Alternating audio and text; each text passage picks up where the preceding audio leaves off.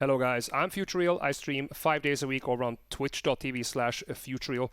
And in today's video, it's the Project Diablo 2 Season 3 beta again. And this time, it's time for the early game, the cheap builds, how to play, where to farm, what builds are stronger, and we're going to cover every single class. This estimation is for about 15 to 20 hours of game time. You have just hit level 80. You have scraped together some garbage gear. Maybe you have one kind of like mid-range nice item. And this video is going to go through all the best areas to farm. There is going to be links and with timestamps underneath in the description where you can click your favorite character and you can check out the builds that I thought were the best ones for that character.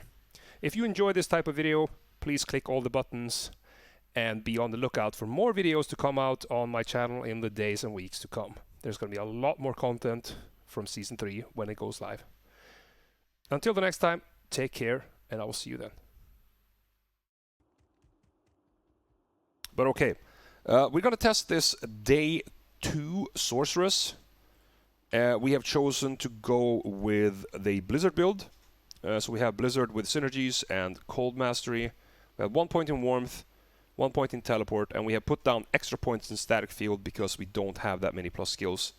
So we do want some range on the static.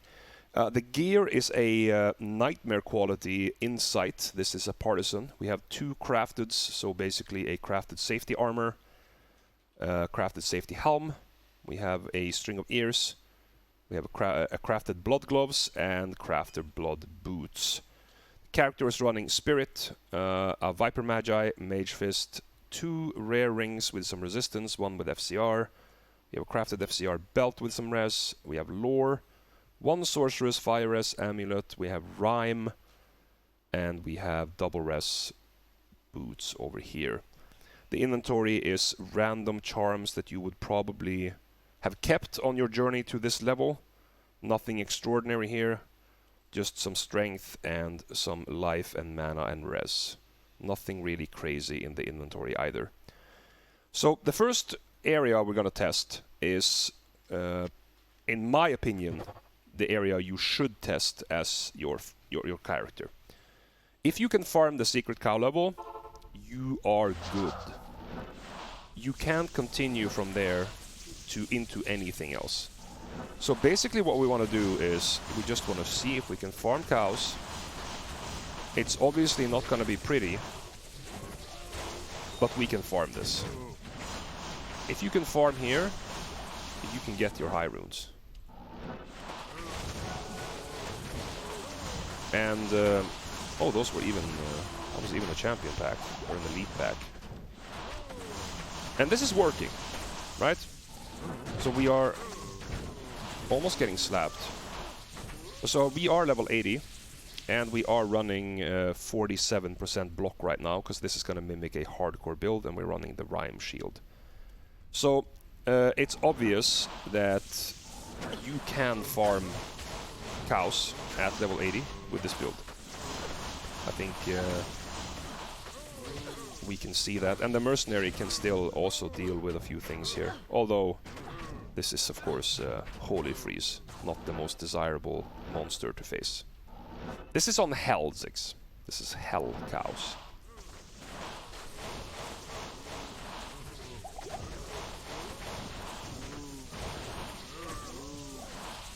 So you can definitely farm Hell cows at level 80 with a Sorceress.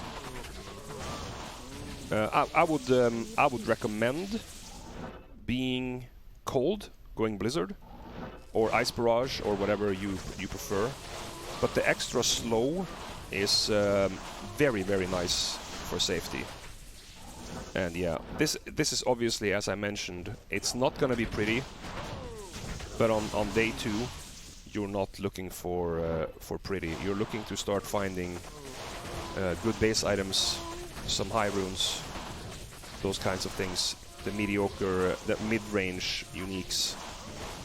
So I think we can safely conclude that the Cold Sorceress can easily farm cows at this gear level. Even if It's not super fast. It's doable. And this is obviously something that you are going to have to think about yourself, where you want to farm. But I think, as a conclusion, cows is a thumbs up.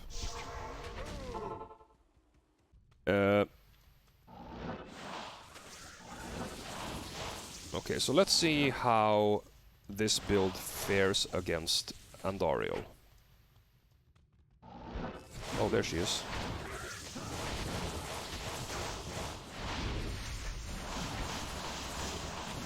Okay.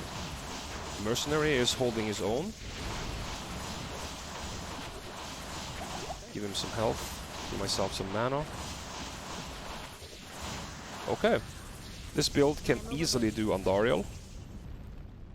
If you feel like you have control over your character so you can get to Andariel without taking too many risks, remember this is a hardcore simulation, then you can easily do Andariel.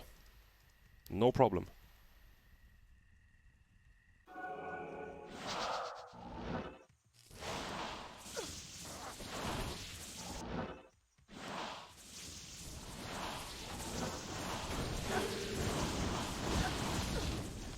Some fire up here that is not very helpful. Oh snap. Mercenary got roasted. We have a cold immune. If you are farming Trav, you are going to run into situations where your mercenary will die. You cannot avoid it. That was, I will admit, that was poorly played by me. I should have teleported him out. I kind of lost him unnecessarily. But if you are gonna farm Trav, you are going to lose your mercenary. That's something that you have to be comfortable with. And let's jump back and see if our mercenary can deal with this guy. Let's give me some... I'm gonna stun that into the corner here. So yeah, we can farm Trav. For the content. Hey, thank you very much. I appreciate that. Thank you for the 2 months. Inquala 92. So yeah, this is kind of a little bit like the cows, but I mean it's gonna be like this every area, I believe. Right? It's not gonna be pretty, no matter where you're farming at this point, because your gear is so bad. But you just have to farm somewhere. Yeah, evidently we can farm Trav. No issues. So this is Ancient Tunnels. This is a area that is very, very strong for the Cold Sorceress. As you can see, we are doing pretty well down here. You can farm this on day number 2. You can find anything in the game down here. The area might be a little bit tough, but there's a nice bonus to this level, and that's the fact that it's the highest level in the game. Meaning you can find every item, and you also are pretty safe because there are no monsters with physical projectile damage down here. There are some spellcasters, but there is nothing down here that's going to come at you with arrows. So even if we have, you see here, we have fanaticism.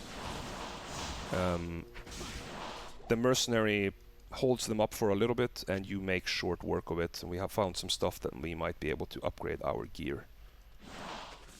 So this is super realistic, right? You can definitely farm here, and I would definitely recommend Ancient Tunnels over the pits. Because in the pits you have archers, and archers are very, very tough. When you get combinations with Might and Fanaticism, and the new Concentration Aura, no bueno. Alright, so we did get Amulet and a couple of those, and those are garbage. And 2 to Poison and Bone, wow. With that amount of mana. But yeah, I would say absolutely no problems farming Ancient Tunnels. probably not my favorite area to farm when you have dynamic maps, but if that's okay for you, you can definitely farm Ancient Tunnels. Yeah, Mephisto's gonna be tough.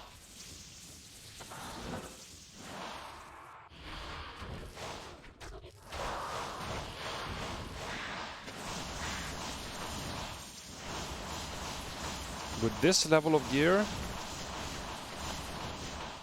this is, I mean, we're doing it, right? We are in fact killing him. But, oh, I lost the mercenary because I was reading chat. But okay, I think I probably would stay away from,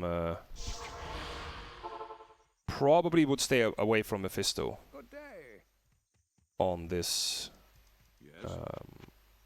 on this gear level. You can't moat trick him though. He will float over the lava. I mean, there might be some other position you can get him stuck in that I'm not aware of, and if you know of something like that, Hello there.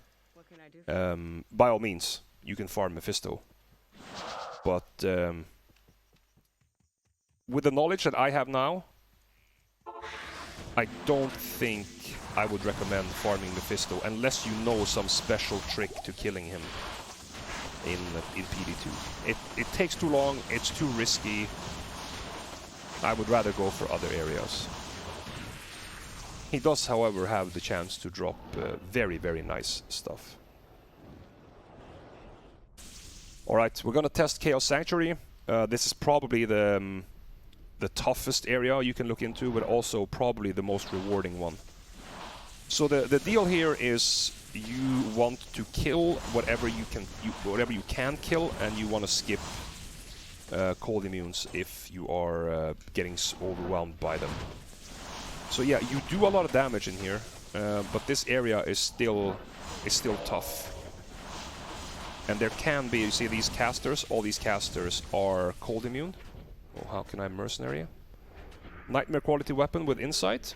Still dealing with these monsters at a reasonable pace. I would say this is, so far, probably the area of choice. Obviously, Chaos Sanctuary, it does have quite the variance in difficulty because it spawns with different monsters. So yeah, we're gonna have to test the seal bosses to see if we're gonna give this a thumbs up or a thumbs down.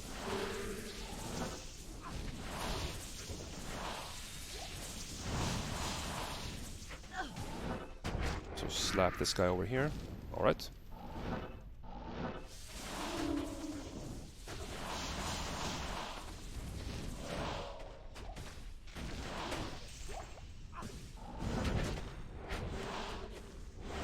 Try to kill these before they reach my mercenary, and the mercenary deals with the cold immune.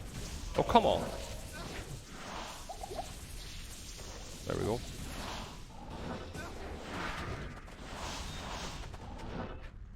I don't technically need to kill all this, but it's kind of nice to get these casters out of the way so they don't randomly curse you out of nowhere. If my mercenary could actually hit him, that would be absolutely amazing.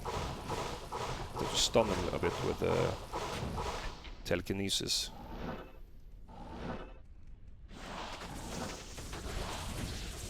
Okay, so we're gonna have to play a little bit defensive here, go backwards a bit, because that was a boss pack. Get up some healing potions here. We will test the Amazon a bit later as Smoking Kills, don't worry about that. We're gonna go through all the characters.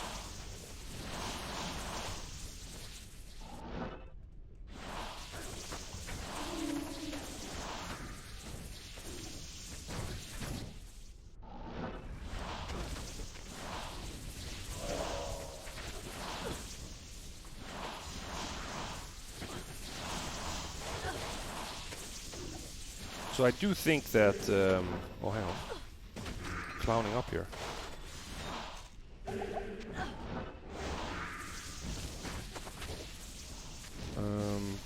The amount of leech that the mercenary has is not that impressive. Let's actually just heal him. I was trying to get him to leech that life back, but it's not easy.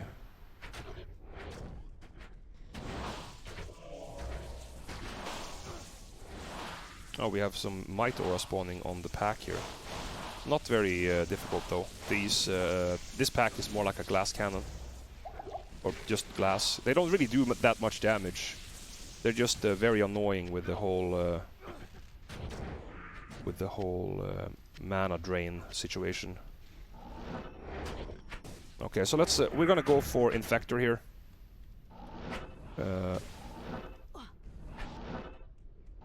Because the Sace is the roughest one. Most of you guys are aware the Sace is a pretty tough one on Hell. Should we hybridize? I would probably say no.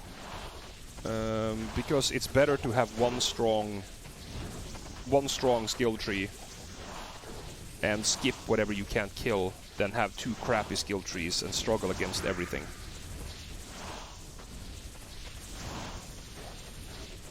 At least that's my view on it. Okay, let's see. Just jump over here. Yeah. Get away from those.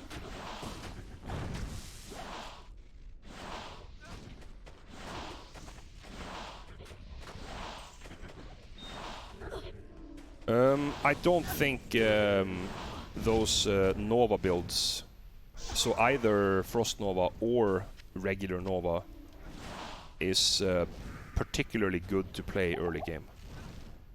The problem with them is that you need to be so close to danger. You need to be in the face of everything you're gonna kill because your range is so short. Whilst the build can become extremely strong later on, I think playing at that level of risk early is it's a bit crazy.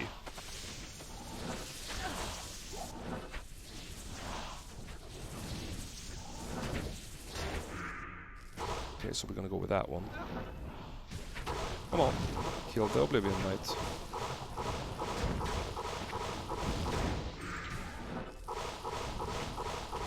There we are. Okay, so we have the Infector pack here.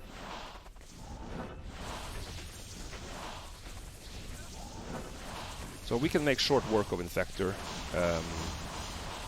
The Blizzard we have, it does a lot of damage. We can easily deal with Infector, as you see. It probably be a little bit more annoying if he spawns Cold Res, if he can spawn with Cold Immunity. I'm not 100% if he can. But in that case, you would just kite these away, killing the minions, and then let your mercenary deal with him at the end. He can? Okay. Yeah, then that's a good argument. So let's try to punch a hole up here and go for the Sace. So as you can see though, this is slow. This is definitely slow. And if you're gonna farm Chaos in the beginning, it is going to be slow. You can't really do anything about that with the gear that we have. It's 100% gonna be a slow experience. So let's just try to get these down at a reasonable pace. Hang on, getting a little bit too close to these guys. There we are. Was that all? I like to do that when I do the Sace, because he's so dangerous. So I like to clear out the minions first, and then I like to kite these backwards like this until it's only the Sace remaining, and then I telestomp him with the mercenary. And trying to like stun him with telekinesis so the mercenary can deal with him. That was surprisingly good, actually. Surprisingly good, the mercenary against the Sace there. death can save you from me. Okay, so we're gonna try to not get barbecued here. But Mr. Diablo, though, he is definitely on the tougher side.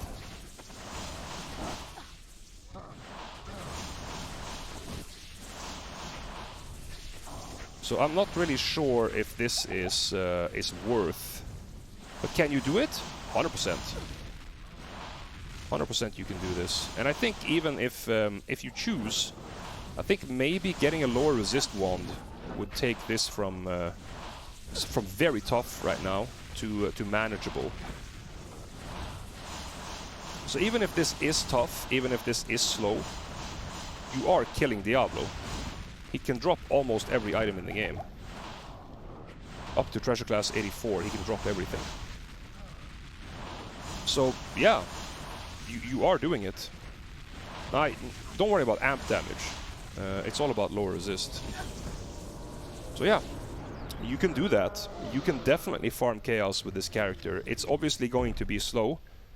It is a quite tough area, but definitely doable. Thumbs up for me. Probably not my preferred choice. I would probably do Chaos and Trav on this character until I have a little bit more plus skills. Alternatively, also getting a lower resist wand. So that's for the budget version or the day 2 version of the Sorceress. I would recommend going Blizzard, using the Blizzard build to farm the items that you need, either for your different character or for a different Sorceress build. Start Blizzard and then transition into whatever you want to play when you find some gear. Alright, here we are. We are going to test the Druid with day 2 gear. And I do recommend, no matter what Druid build you are eventually going to go, I do recommend that you do your initial farming as a Wind Druid. It is safer and it is probably also faster. We are simulating this to be a hardcore Druid. So we're going with the Insight polearm. We have 2 crafted items, crafted safety helm and armor. We have blood gloves, we have string, and we have blood boots. Character is using nothing on swap, of course. We have spirit shield, or spirit sword. We have a viper. We have a rhyme for high block chance, cannot be frozen, and good resistance. We have 1 elemental skills with some strength and life. We have a lore in a falcon mask with twister on it. Mage fist, some random res ring. Crafted FCR belt. 10 FCR ring, and we have some random boots with some resistance. The inventory is the same as you saw on the Sorceress previously, just random things that you would probably save if you were to play this character. So we're going to start with cows, and we're going to see how this is going to go. So as you are seeing, I think it is very, very correct as a Druid early on to put 1 point in Summon Grizzly. It's very strong. It concentrates monsters in front of you that you can blast them either with Tornado or Twister. We had nothing in shape and we maxed all the Twister synergies. I'm choosing go Twister. You can go Tornado if you want to. So go Hurricane Twister, and I dumped the remaining points in Gust to have some better repositioning. Right off the bat, this does feel stronger than the Sorceress. It does feel quite a bit stronger than the Sorceress. The cast rate is obviously worse, I think. But this is strong. I mean, come on guys, this is day 2. Look at our gear. Look at the gear. And we're just plowing through this. You have the added benefit of the Hurricane, of course, with slowing down the units, so that when they reach Event Horizon, I was about to say, they will just take maximum damage. As I mentioned a little bit earlier, I do think that no matter what type of Druid build you choose to go, this is probably what you should build first, because it's so strong. We are currently playing, I don't think we even are at 99 right now. I think we are just under, so we're going to be at the 48 breakpoint. No, at the 68 breakpoint. Yeah, we are at 68. So we're missing 5 FCR. We should probably have just remade the Spirit Shield here to get to that 99, and it would be a lot stronger. But let's, for the sake of the testing, we don't want to go too ham, and we cannot expect everybody to have this kind of of gear. But I would do anything that I could. If I were to play this build, I would do everything in my power to get to 99 faster cast rate. It's so much better. The DPS increase and the added safety to the build because of it is unbelievable. We're teleporting because we're using a spell that's called Gust. In Project Diablo 2, Druids have a spell that you can pick with talent points that will give you a teleport with a cooldown. But this is super strong, guys. Like this is just unbelievable. So no matter what build you're choosing to be, I think this is how you want to farm your gear, and then you want to transition into your final build. You want to transition into your final build from this. And to be honest, you might even enjoy this build so much that you're not even gonna change. This is strong. Okay, we are in Trav, guys, and we talked about this on stream a little bit a few minutes ago, but I want to mention it for you guys in the video as well. For a character that cannot continuously teleport, so basically everything that is not a Sorceress or a very, very heavily invested in Gust Druid, I don't think farming Andariel and Mephisto is viable. It takes too long to get there. And that's why we are now going to check Travancore, and then we're going to do a Chaos run. So let's just get into that. Let's get our shield on, and let's get the show on the road. So, looking at the cow run that we just did, very, very nice damage. We're going to have to be a bit careful here. I mean, obviously, we are still pretty weak. Definitely don't want to get caught like that. Gonna have to resummon here.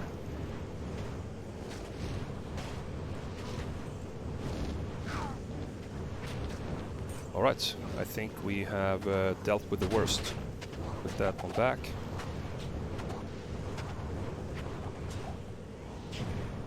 And here we have some of the elites.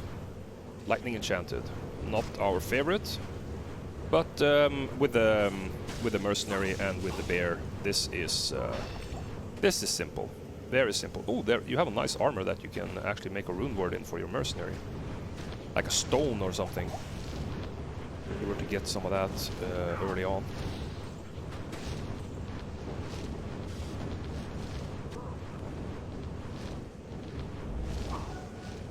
Okay, that was Trav. Even got a shard. Trav was a little bit hectic, I can say. A little bit hectic when you have 2 tanks that you have to take care of. 2 targets that you need to pay attention to not lose, and then you have those council members that are running around everywhere. But definitely a thumbs up. Definitely a thumbs up. Alright, we have arrived at Chaos Sanctuary. We are going to do a Chaos run with the Druid, with the Wind Druid here, and I think that this is going to be... he's going to be decently strong in here. No, we still do play some WoW. We played it last couple of days ago. But obviously, it's been quite hectic with beta content now for me the last few days. So we only managed to play a couple of days ago. So this is obviously quite annoying. If you meet mobs like this, I would probably just suggest to run away from them, just teleport away. But for the sake of this video, and to show that you actually can kill them if you have OCD, we're gonna slap it down. Yeah, you can Arctic Blast, no problems. I just didn't have it hotkeyed. Definitely should have Arctic Blast hotkeyed there. Let's actually just do that immediately. There. So we don't run into that situation later. Come on. So yeah, you can see that these mobs still they die fairly fast to this build.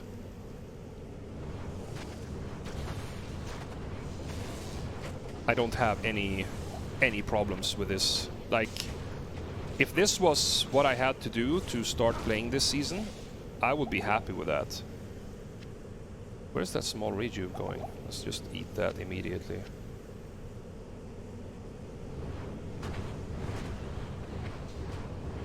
Yeah, amp damage would be huge, of course. But I don't think testing this with amplified damage would be fair. There's nothing on swap.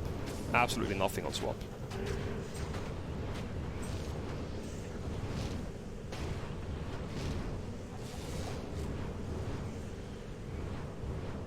You cannot get amp cast on Twister Hit. Amp only works with projectiles or physical hits, not on spells. Yeah, it was a bone flesh.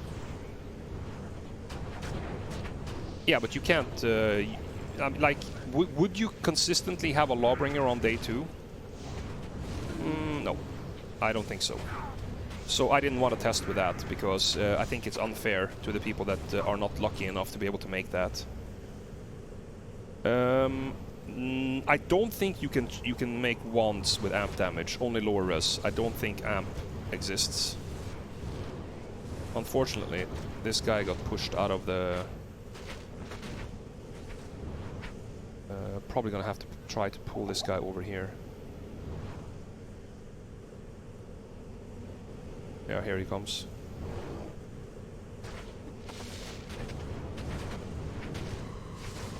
So there we got to use our Arctic Blast. Not bad. Actually, it was pretty decent damage on that Arctic Blast right there. And we're gonna go down and do Infector first here.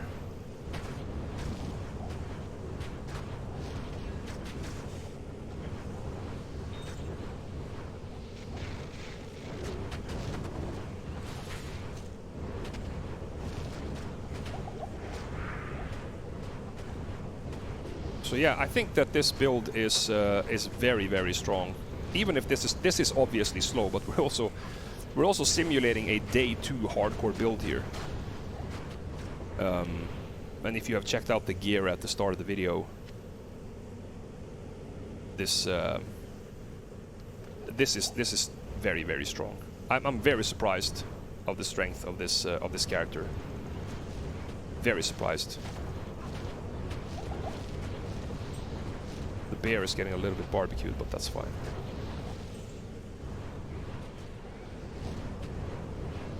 Alright, we are done with those.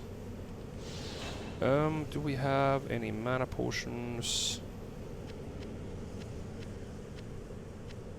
There we have it. We're just gonna try to get across to the Sace. We're gonna do a little bit of a risky play here. Just run along, teleport, or gust if you wish, and try to punch a hole. I did try Oak Sage the other day, Balian.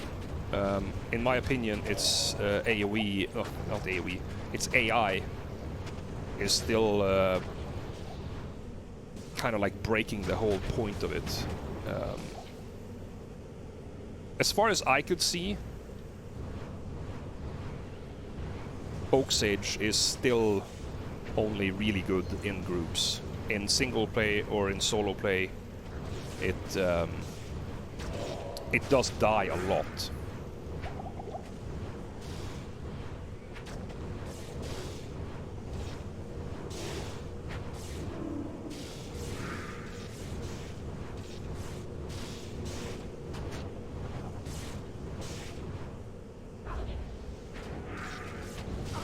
There we have it.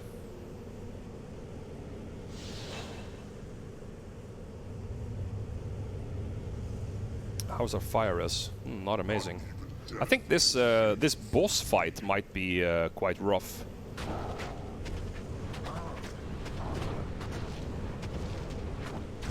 Oh crap, that's not what I wanted to do.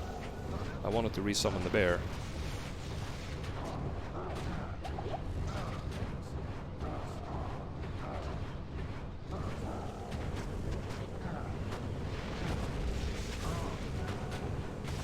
Let me actually try Arctic Blast here.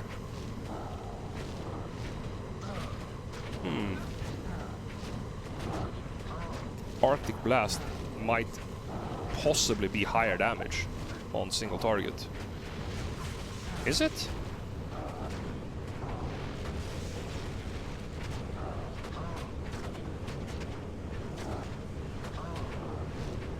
Tornado. Let's try the tornadoes. Oh yeah, by far, by far.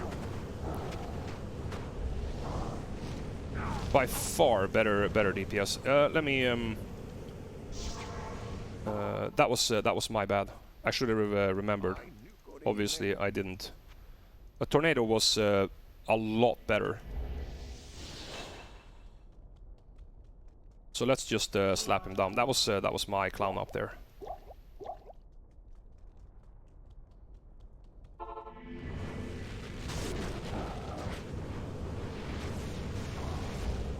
Yeah, so he just gets melted by tornadoes. Absolutely, good shout out, guys. Absolutely good shout out for the tornado there. Okay, guys, it's time to test out the early game Jabazon. So this is the build that I think is the strongest of the Amazon builds early on. If you not want to go bow. Bow is just super strong across the board. I don't really feel like there is any need to test the bow early game. We have level 80, we have day 2 gear, simulated what you would probably have at day 2. So we have a Insight Nightmare Quality Partisan here, we have a safety helmet, we have safety armor, blood gloves, blood boots, and we have a string of ears. For the gear, we have nothing on swap. We have lore, we have a 1 to Amazon amulet, we have peace, random rare boots, couple of rare rings, we have a crafted blood belt, crafted blood gloves, and they have a crafted caster weapon. Inventory is just a bunch of random charms here, life, res, strength, some mana, basically stuff that you will have accumulated over the journey to level 80. You can see our resistances, they are not very impressive.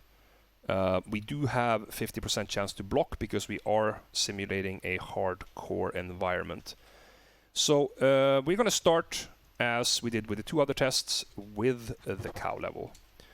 And note that we are running 3 Valkyries because we have Valkyries on peace. And we have maxed Valkyrie. We have 1 point in each of the masteries, and we dumped points in evade after taking nothing in bows, and we got the 3 poison javelin synergies here. So let's see how this goes. I have not tried any of this. Oh, this is the Cow King. Immediately Cow King. This is obviously going to be a tougher pack here. But, I mean, we are killing the Cow King with only Valkyries and poisons. Let me just go quickly get the mercenary here so he doesn't get wrecked by the Cow King immediately here. Let's find some other packs. I'm pretty sure that this is gonna be... I mean... This works, though. I have to say. This definitely works.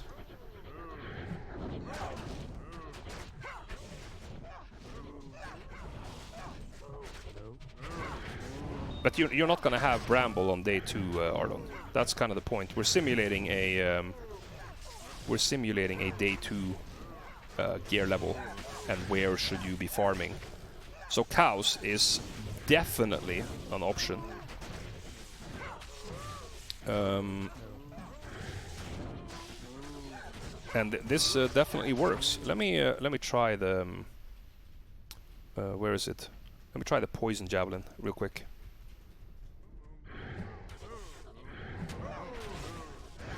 See how that works.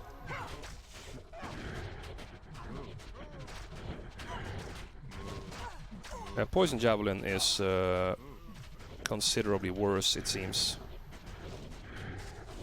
Ah, we do have a bunch of elites in there. This was not impressive, guys. Oh wait, hang on. There was an elite pack in there.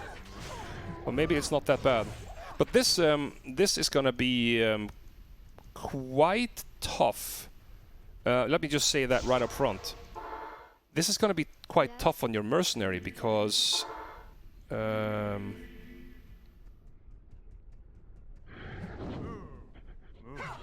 it takes a while for poison damage to kill, right? Which means that the mercenary is gonna get hit quite a bit.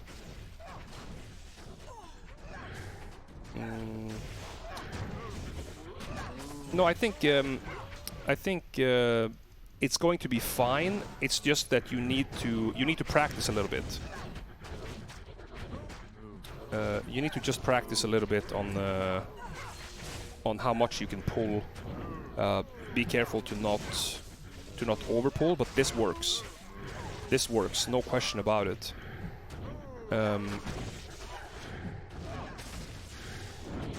I think that this is fine. Like, you can easily farm this. You're level 80. Your gear is crap.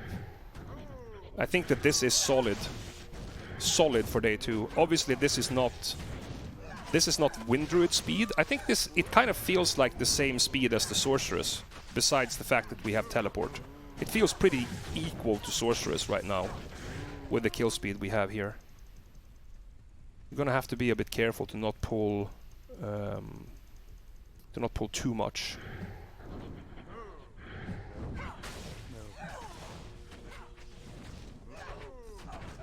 I think that would be very dangerous, Arlon, if you pull too big. But that's something that every individual person should definitely do that and find out where their limits are. So you definitely want to pull more and more, and try to see if you can get more efficient in your killing.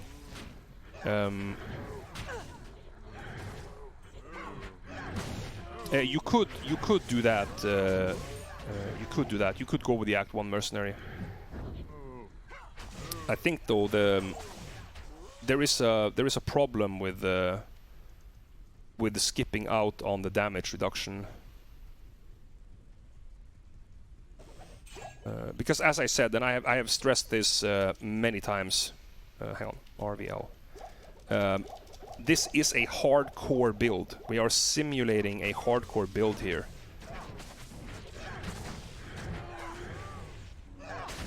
So let's actually test that theory.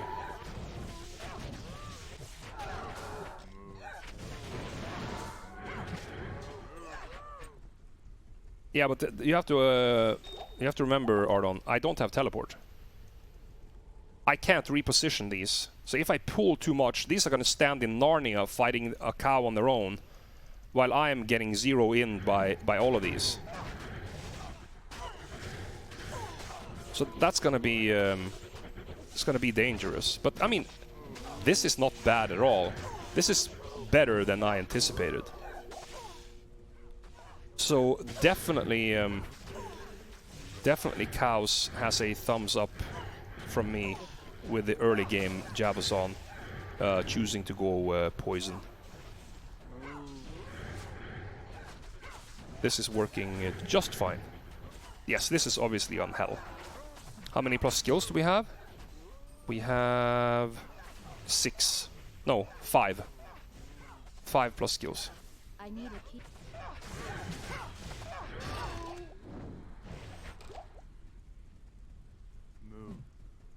So yeah, I will test the Lightning Fury alternative at the end. Yeah, Golemancer is terrible. Terrible. The clay golems are better, but the fire golems are absolutely horrible. It's like it's the worst. It's the worst actual build I have tested this season.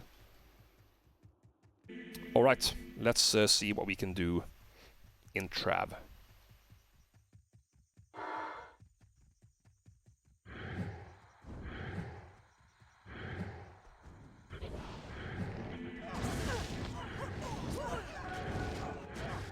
Oh, good damage. A lot of targets to soak. Be careful with the Hydras, of course.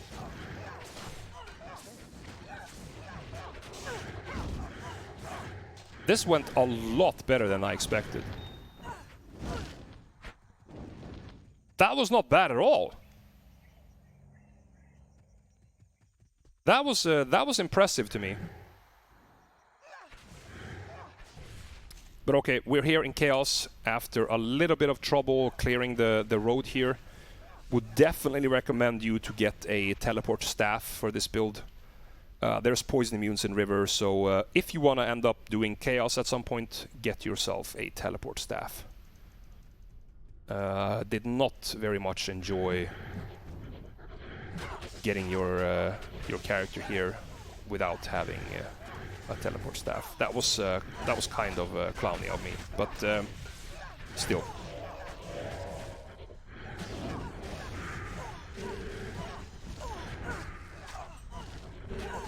So we have elites here.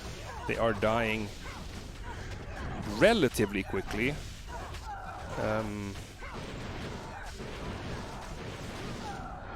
Oh, the mercenary got wrecked as well. It is a tougher build on your mercenary. This I would have to say that because there's so much delay on the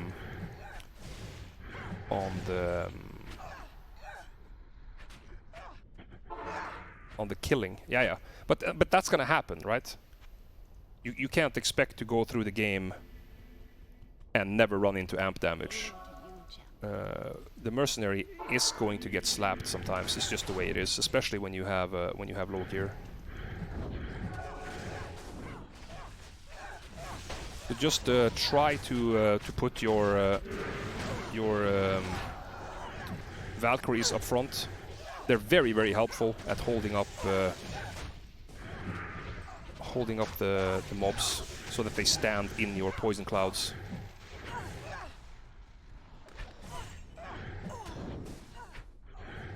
Oh, you actually have 4. But you could potentially skip the mercenary all in all, but I don't like the idea of losing out on 9% damage reduction when I'm playing on hardcore.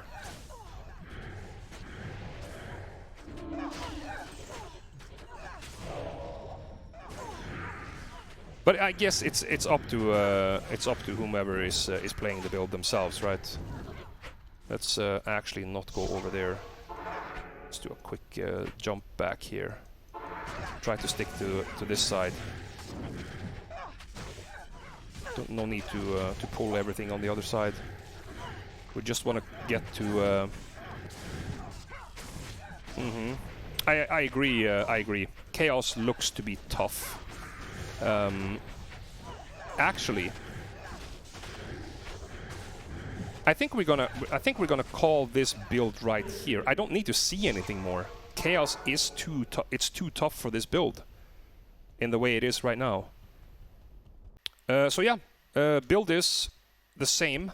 We only changed our maxing from Spear Mastery, Poison Javelin, and Plague Javelin into Fury, Lightning Bolt, and Power Strike.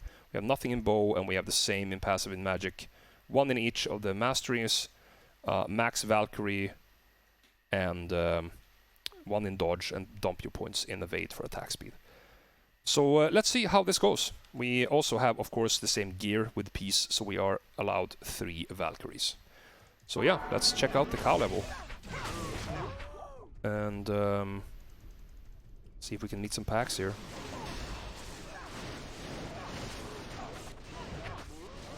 This is immediately also decent. But this is much more engaging. This is much more in their face, more interaction. I would argue that it feels more fun to play the Lightning build. That was my first impression after testing the Poison Jabs first. It's not very much different when it comes to clear speed. I would say it's quite similar. But this is more entertaining. Being in the face of the mobs and feeling like you are actually contributing to killing these things.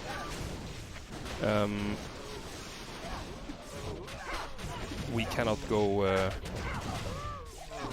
Travancore on this game, but I will do Travancore in another game. But okay, we can immediately just deduct that the Lightning's Fury javelins are completely fine at cows. We are doing just under 1,000 Lightning's Fury and about 1,300. Are all of them immune to lightning? Really? Well, I mean, in that case, we will see that in just a couple of minutes. Because I'm gonna head over there after I do the continuation of Chaos in this same game. But yeah, conclusion: Chaos is perfectly viable with both Poison Javelins and Lightning's Fury. Personally, I did enjoy that the Lightning's Fury build is a little bit more engaging. The Poison build is a little bit passive. Okay, we are back in the same chaos that we left with the Poison Javelins after we realized that Chaos is going to be too tough for Poison Javelins at day number 2 at least. So we're going to continue here with Lightning's Fury and see if there is a difference. Immediately we are running into problems here with lightning immunes. We don't have Infinity, of course, and we don't have that strong of physical damage in our Valkyries and the Mercenary. But it's working, though. It is working. You can definitely do it, but I think that I would probably... you see here, there's so many lightning immunes. And then you have bosses like this that are lightning immune. Until you have Infinity, I would probably stay away from Chaos on the Jabazon.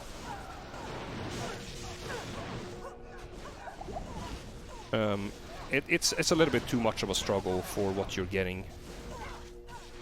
I think I have actually seen enough. I have actually seen enough. Alright, we're in Travancore with the Lightning's Fury build.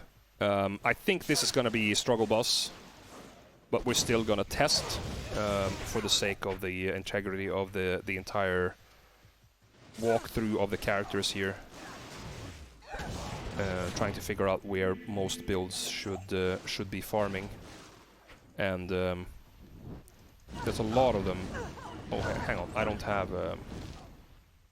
have teleport, of course. This would be one of those, also one of those places where a teleport staff probably would have been a good idea to have.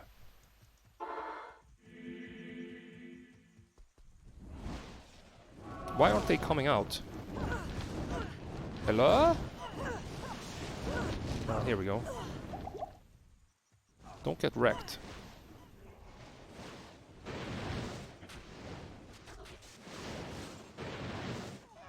I would say... Well, we have a lightning immune there, so we can't really do anything about him. But we can kill the fire immunes. And we're actually doing reasonable damage to these immunes. Except maybe Torch. Oh, he's getting wrecked as well. Wow. Surprising to me. Surprised that this build, with the amount of immunities that were here, still managed to deal with this build reasonably.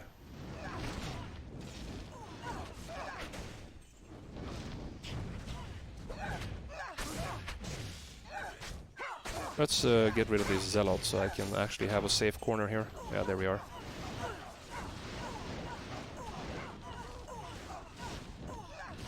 Yeah, I think I'm gonna have the same. I'm gonna have the same conclusion there.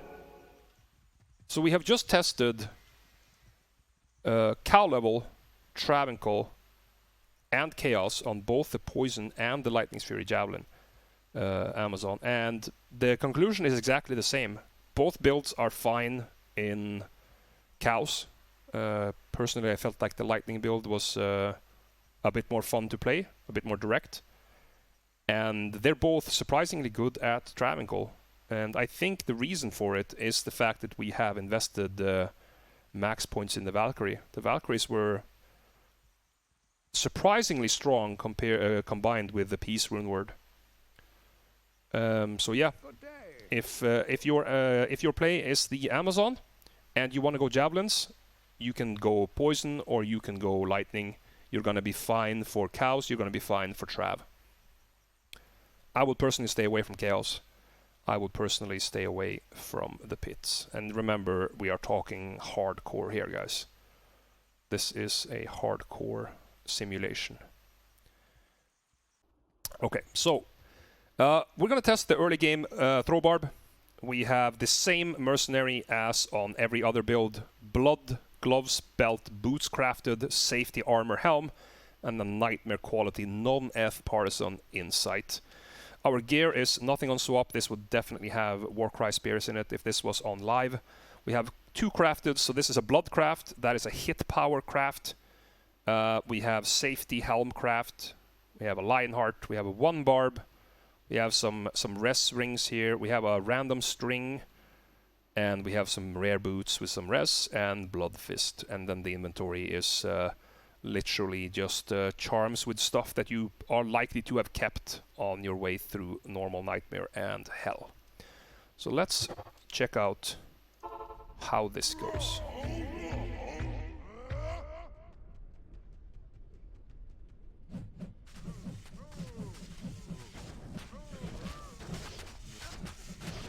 So it definitely works. But this is, it's a bit weaker than I was hoping for. It is a bit weaker than I was hoping for. Oh, hang on. Hang on, I need to do the attack speed buff here.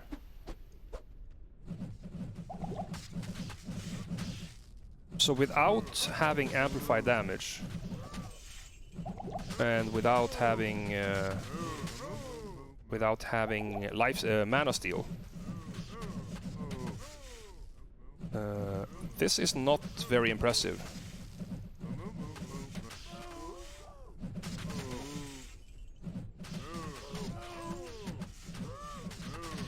Maybe you would actually have to do that, yeah.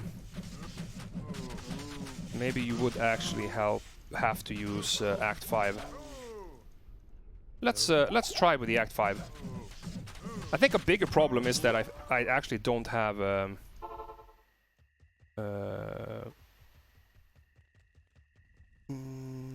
I think that you would actually have...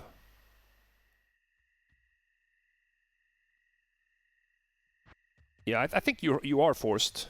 You are forced to go with a Act 5 mercenary here. You literally cannot... you cannot get enough damage. Alright, time for cows, guys. We've done a little bit of a change. We realized that a cheap way to only get amplified damage is the Lawbringer. And after 15 to 20 hours of gameplay, which would be on day 2, you should be able to have accumulated something that you can get a Lemrune for. Meaning that we are going to test how this is going to be now. This is our gear. You see the build right here. We have maxed double throw, double swing, and throw mastery.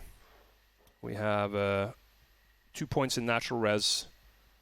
We have 4 points in combat reflexes, and we have maxed battle command. We're probably going to keep putting points in combat reflexes as we level up here. So, let's give this a shot. No Grimward. No Grimward on purpose.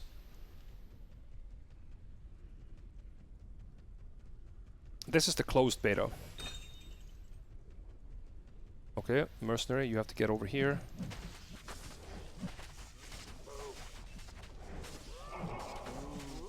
Okay, that looks a little bit better.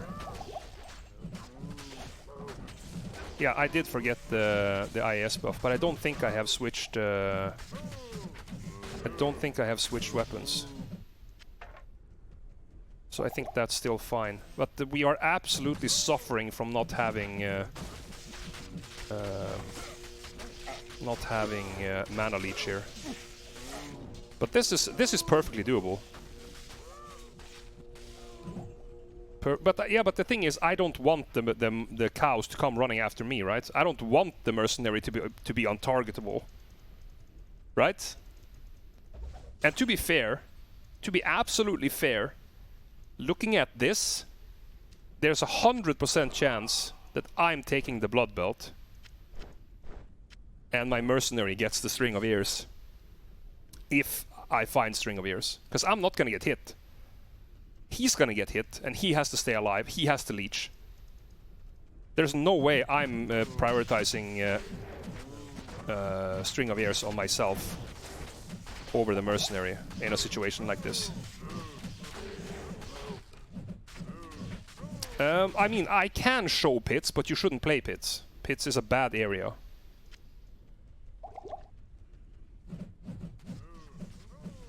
Especially on hardcore. Because you have dynamic maps, you have to keep refinding the entrance every time, and there's tons of archers in there. And you know, with the added concentration aura changes, pits is not a good time unless you have better gear.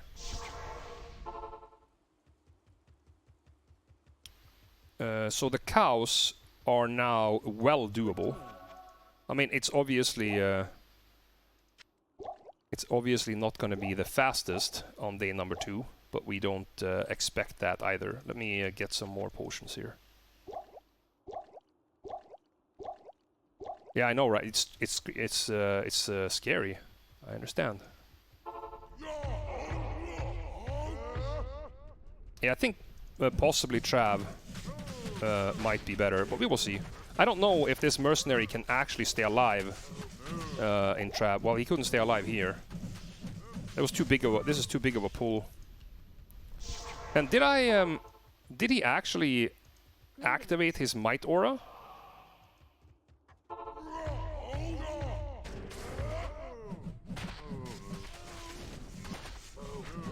I'm not so sure he did.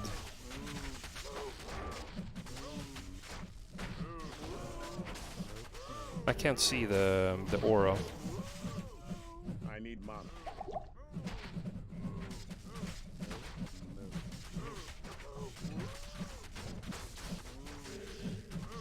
Not enough. Oh, he's the one that got cursed. That's why we're on the struggle bus here.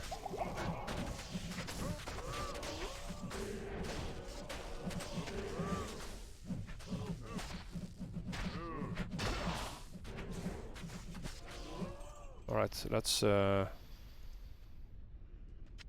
now we have it. me just pick up some potions here. So I have to be honest, guys. Throwbarb is going to be tough early game. I'm not gonna lie. It can definitely do this, but it's also this indicates that the throwbarb is going to be tough. If you're gonna intend to start and only play this build, that's gonna be rough if you're doing cows. But let's test the other areas and see how that fares. Do you think it's the max health of the cows that is the problem? Yeah, it will be every class. Is this the fourth one or the fifth one? I can't remember. But okay. Let's jump over to Travancore.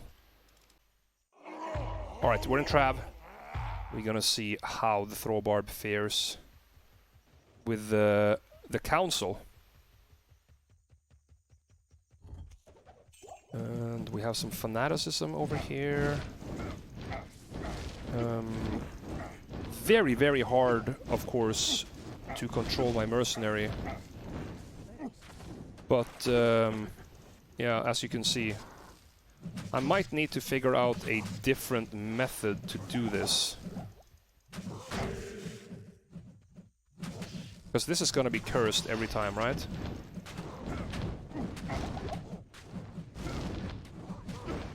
And, maybe...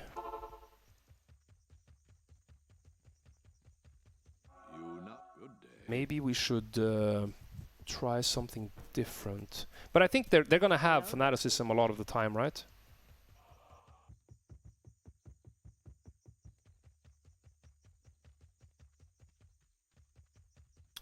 Let's buff up again.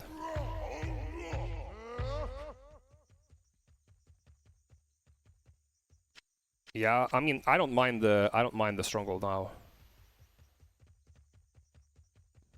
No, if I know that the build is gonna get stronger later, I have no problems with that.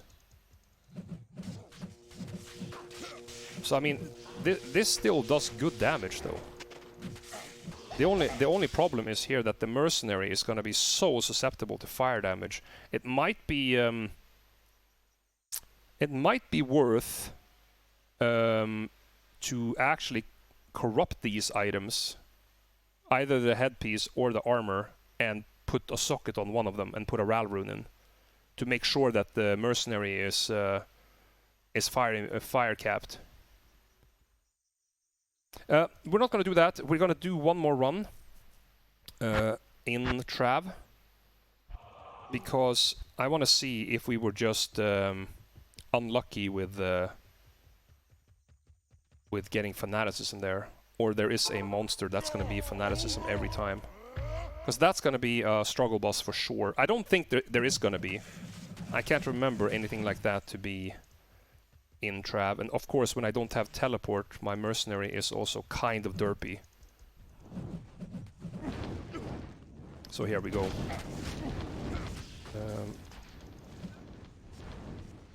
Yeah, it's like the mercenary is just gonna melt. Absolutely melt.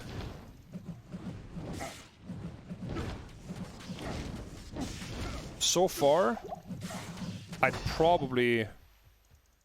It's the Hydras. The Hydras absolutely deletes the mercenary here. If I don't have any more resistance. Just out of curiosity. Without the mercenary, I don't think you will have enough efficiency. Good day. But just out of curiosity, I know that you're probably not gonna do exactly this, but let's put fire res on his armor. Let me get a Ral rune. R08.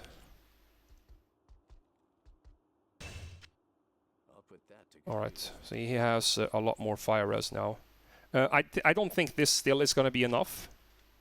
I still think he is gonna get absolutely wrecked by those Hydras, but we're gonna give it a go. Because we wanna see if we can get this properly working. Alright, so we're back in Trav. Done some changes. We have given the mercenary a Ral rune for more fire res. And we're gonna see if this makes it any better. The mercenary needs to start coming over here. Oh, there we are.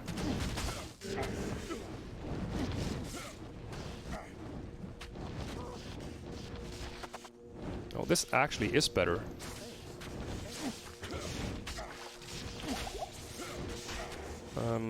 I am tanking one of these though, which is kind of not what I want to do. But that is... it's still hairy, I would say. It's still on the hairy side, but it's doable. So I definitely think that you are going to want to put at least fire resist cap on your mercenary.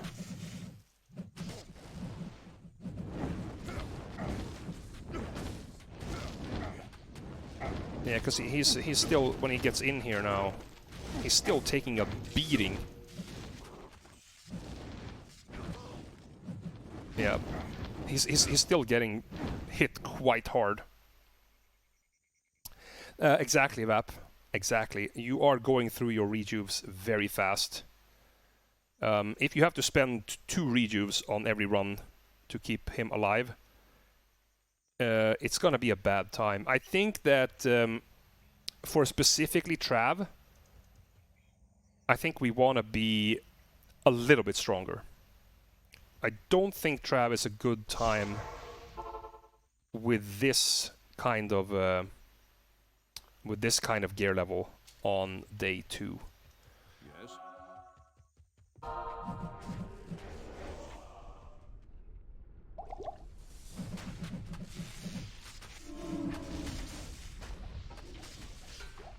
And this, also when I don't have frickin' teleport, it's almost impossible to control my mercenary to attack where I want him to attack.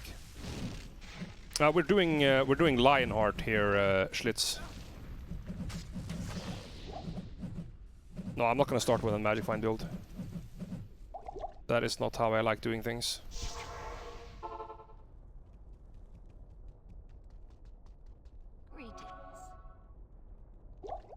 Yeah, but playing through the game is something different than farming, right? It doesn't matter if you're taking extra time playing through the game.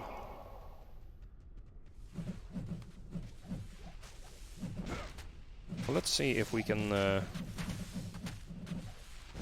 actually kill Diablo here, because the zone itself is not very difficult. The zone is fine, like the monsters are melting, so that's not an issue. But getting to Diablo is gonna take a long time.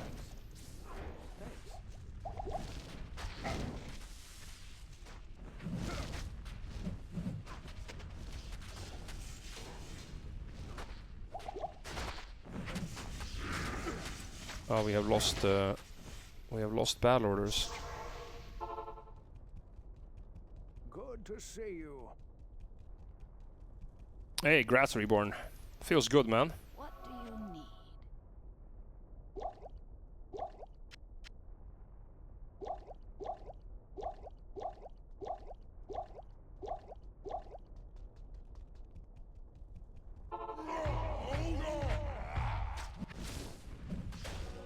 Oh, let me reapply the attack speed bug here.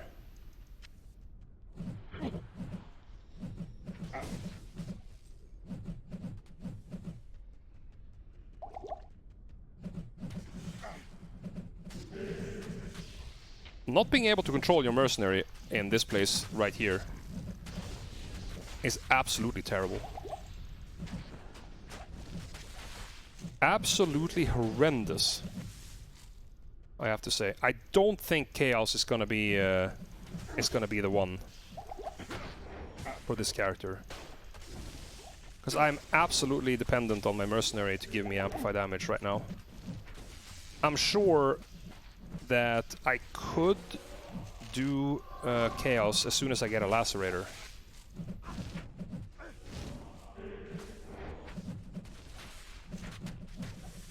I think Chaos is actually going to be pretty simple once I get a Lacerator. No, I don't want... going to the pits is something I would never do. I don't see any reason to go to the pits. It's a death trap. Like, you would literally never play the pits on hardcore on the opening days. It's way too scary down there.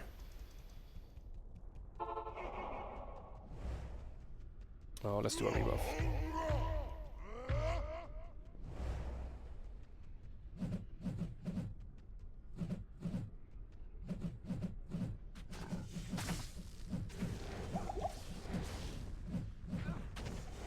But I really need to find a source of mana steel. Oh snap! He actually got wrecked here too. I don't like this. This is worse than I hoped it would be. I'm wondering if I will be forced to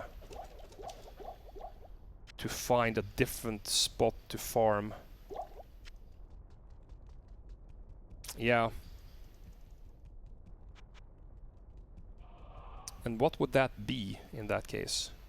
Yeah, but I don't have a... Like, it's not about resistances or anything like that. He has 75 resist. It's more the fact that he doesn't leech enough. Because he has max resistances and he has 18% life leech. He just doesn't do enough damage to be able to rely on that damage.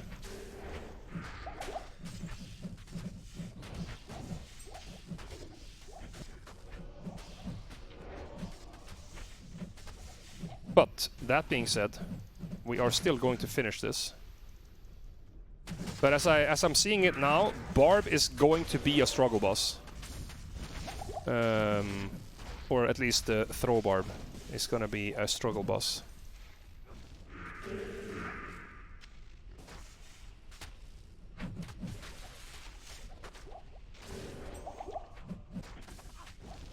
Yeah, it's gonna feel amazing when you start getting through this and getting better gear.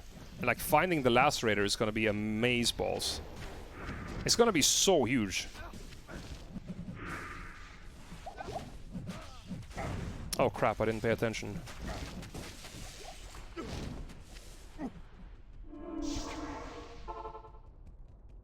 Good evening.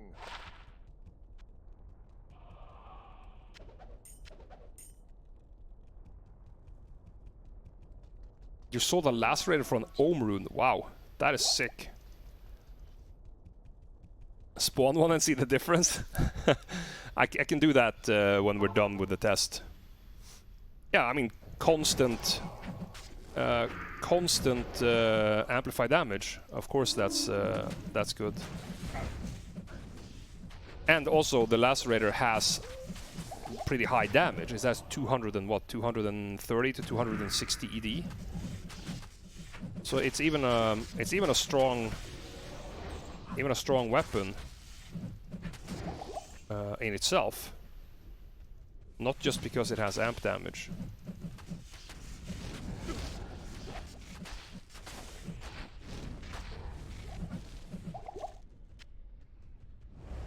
I think I would rather kill Eldritch than Shank. His minions are not minions on Shank, unfortunately. Well, I mean, kind of dealt with that really fast though, but holy hell. Let's do a quick rebuff here. Oh. Nah, nothing like that. Doesn't fit with dynamic maps.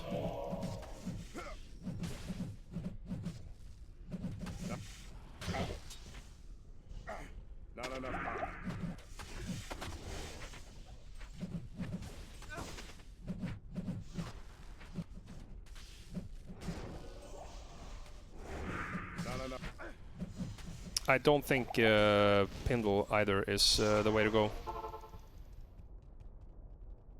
Hello. Nightmare cows? I mean, nightmare cows, you're gonna one-shot everything. It's completely uninteresting. And you can't get a lacerator there. You can't get high runes there. Nightmare cows is something you farm if you need more charms for resistances. Outside of that, it's completely useless.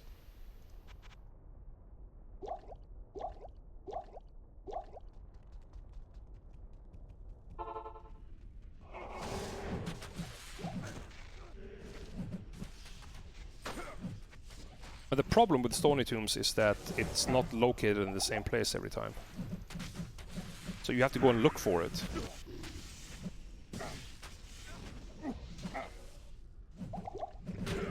And I don't need Ariots. Ariots isn't gonna help me. I need amplify damage. I need the Lacerator. I need Lacerator and I need high runes. That's it.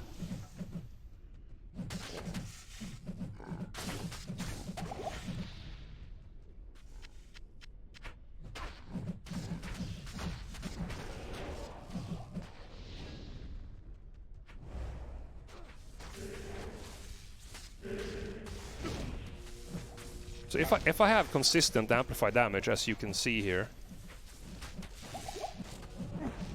this is almost a joke.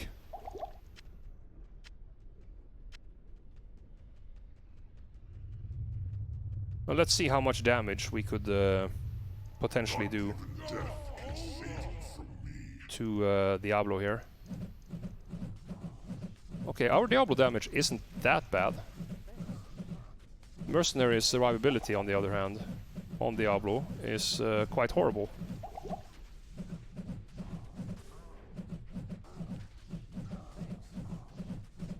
Constantly having to heal him, not being able to reposition from the Hellfire ability. He's probably gonna die here, because I'm running out of rejuves at any point. There we go. But our damage against Diablo is fine. Actually, not really a issue. I need mana. Oh, running out of mana. And now we also lost the Might Aura, right?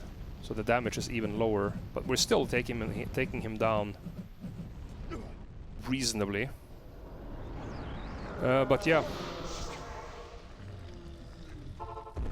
Manual heal will make it easier, yes. It's one of those easy, quick fixes. Well, conclusion. The throw barb is going to be tough. If you choose to go throw all the way, you will have to find an area and a farming technique that that works for you. I think from the 3 areas that I did, I would probably stick to cows and try to pull smaller packs and slowly but steadily make my my mercenary stronger, give him more leech, give him more survivability, upgrade his obedience, no, not obedience, upgrade his lawbringer maybe to an F weapon so that he can leech more effectively. Obviously the biggest item for you is going to be the lacerator. But yeah, definitely going to be a tough experience to level up as a throw barb, if that's what you wish to do. Alright, so the time is here to test the early game Necromancer build. We are level 80, as you can see, as every other build. We are going Teeth. I think Teeth is a solid option for a strong, fast Necromancer leveling build, even if you eventually want to go something else. Teeth is probably gonna perform pretty decently for you. So we have Teeth with all the synergies. We only put 1 point in Decrepify, and in summoning we took 5 hard points in Golem Mastery to get 2 Clay Golems, and 1 point in Teleport, and then we did the rest in Clay Golem. Keep in mind that we are level 80 here, so we won't have all that many points available. This is also a hardcore simulated build, so we are going max block, and therefore we have put this character on 50 at level 80. If not, our health is going to drop too low. So I think 50% is good at level 80. We're using Rhyme to achieve that. So the mercenary has a Nightmare quality insight, full crafted gear with safety helm, safety armor, blood gloves. He has a string, a random string. He has blood boots. We have nothing on swap. We have lore. We have spirit, viper, a 110 amulet. We have rhyme. We have random resistance boots and rings. FCR, corrupted, not corrupted, crafted belt, and we have mage fists.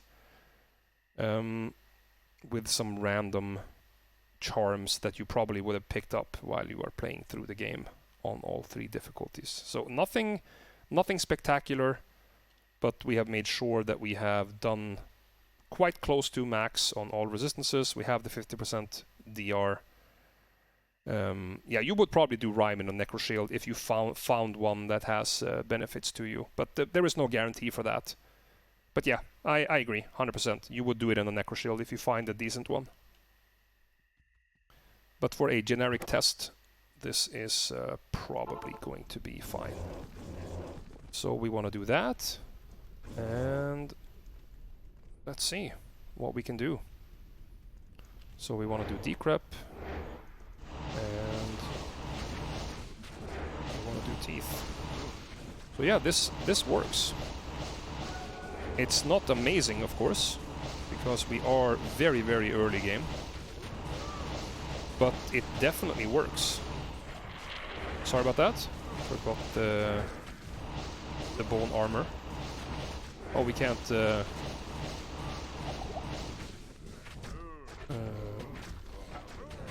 don't wonder if that thing was even active. Yeah, now it is.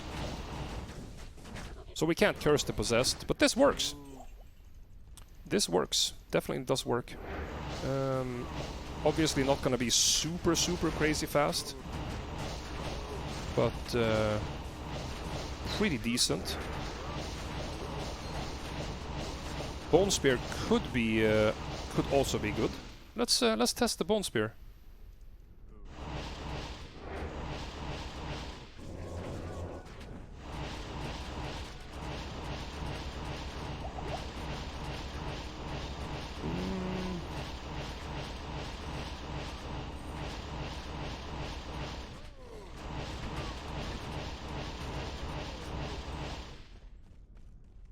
I think I like the teeth build better.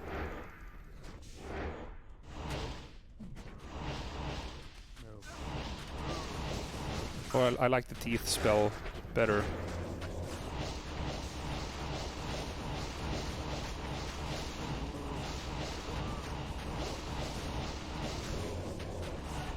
Yeah, you can probably see that I'm not a very experienced Bone Necromancer player here.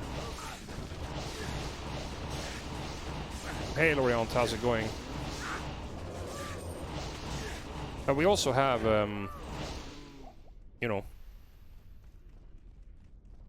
we have what? How many plus skills do we have? 4. 4 plus skills. I mean, I wonder if the Bone Spear is actually better because it pierces. Hey, Contra Nash.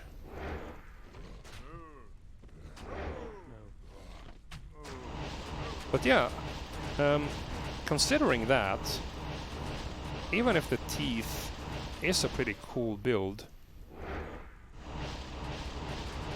I think the Bone Spear is actually more efficient here because it pierces, while the teeth do not. I think without a shadow of a doubt, right? That Bone Spear works better. I'm missing 1 spear. Why am I missing 1 spear? What will give me that?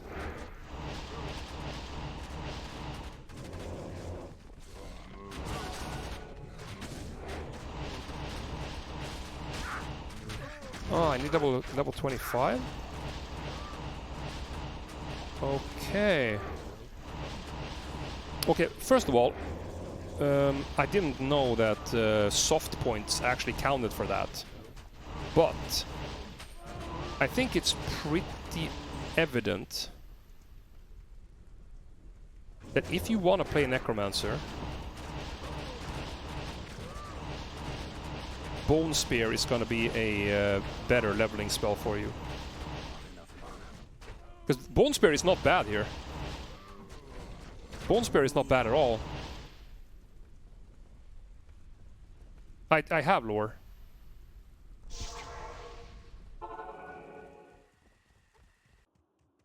Alright, we're back with the continuation of the Necromancer. We have the same gear, absolutely the same gear, both from Mercenary and myself, same level, same stats. But now we have gone for the Corpse Explosion build, and we just take Corpse Explosion with all the synergies, those 4 synergies, or 3 synergies. We have 1 point in armor, and we have put the rest of the points in Blood Warp. So we are going to see how this works. This build is obviously going to be a bit awkward for me. I have never played it before. So yeah, we're gonna see. Oh, let me get some revives up.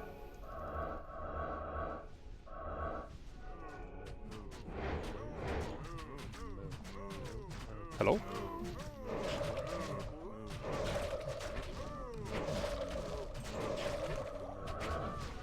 How many revives can I have? Oh, it's 8. Okay.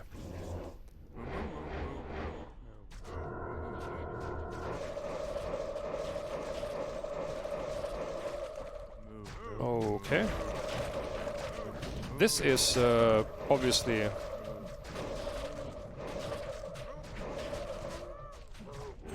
pretty cool. Yeah. I agree. I 100% agree. This build is considerably better than Teeth. It is also considerably better than Bone Spear. If you want to level the most efficient way as a Necromancer, farming, you can farm cows. This is Hell Cows, day number 2. Pretty bad gear. It still just works.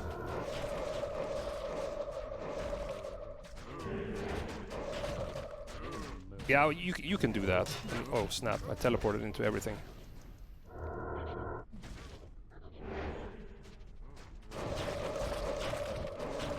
So you can pull much bigger here if you want to. Just make sure that you recast Amplify to catch all of it. So this is definitely the strongest build in the on the Necromancer for cows. Alright, we're in Trav for the continuation of the Corpse Explosion build. Gonna see how they fare against Travancore. If this is a viable build to farm with here. A little bit of a lightning enchanted here. Kind of hurts us a little bit. Oh, no more corpses.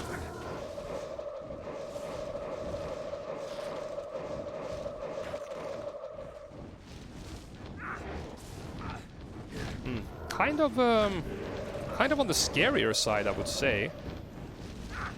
It's a bit rough here.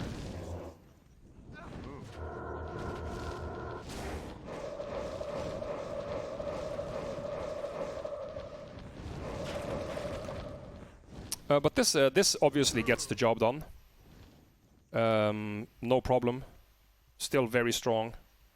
And of course, this is the first time I play this build, so I am gonna be 9 thumbs and a proper finger here. So if you get to play this for a few hours, you get these rotations into your hand. This is absolutely gonna be a really solid farming build for Trav. Beginner-friendly build. You have the traps in builds, very beginner-friendly. Javazon, beginner-friendly.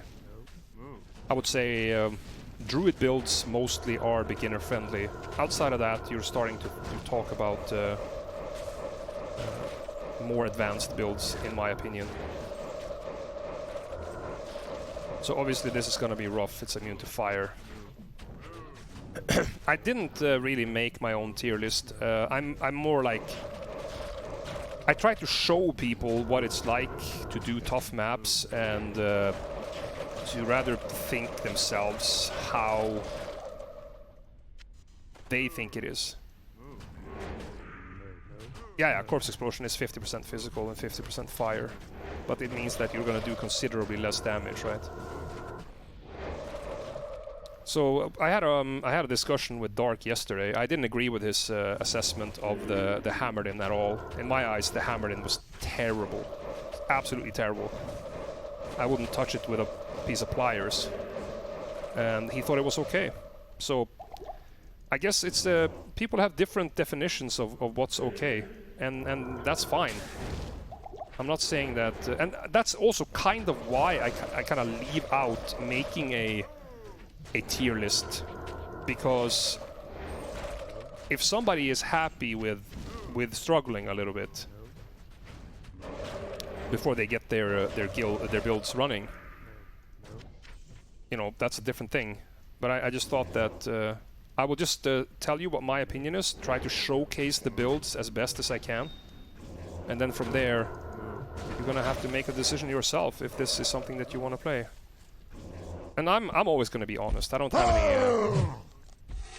any bias against any build in particular. Like the build that I'm going to play in season 3, it's probably the roughest build so far. Early game, the throw barb. It's actually quite the struggle bus.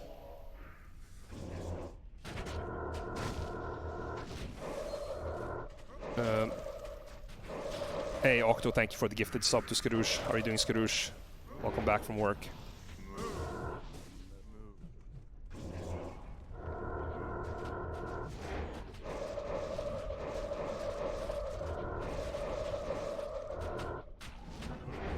Oh, you're walking home from work now, okay. So yeah, this works. It definitely works. Chaos with the immunities that you have here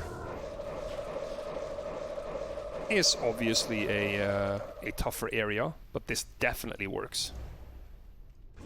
It's not as good as the Sorceress, it's not as good as the Wind Druid. Can Javazon do Ubers?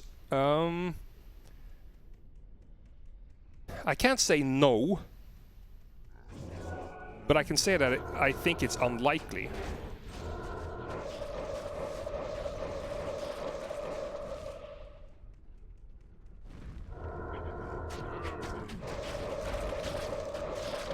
Maybe with some specific melee build, yeah, like jab or fend, you could do something like this. But I haven't looked into it myself, so I don't really have a lot of experience with that. Price for gear for the Necromancer. Necromancer gear is going to be unbelievably expensive this season. I can tell you that. Hey Dur, how's it going?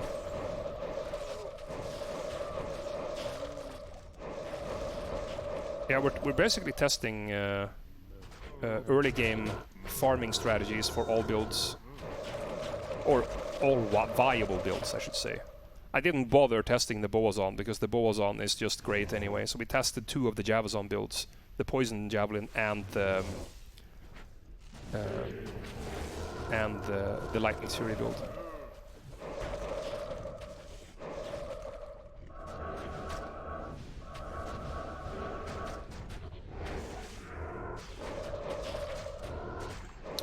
They are actually surprisingly equal, Tauno.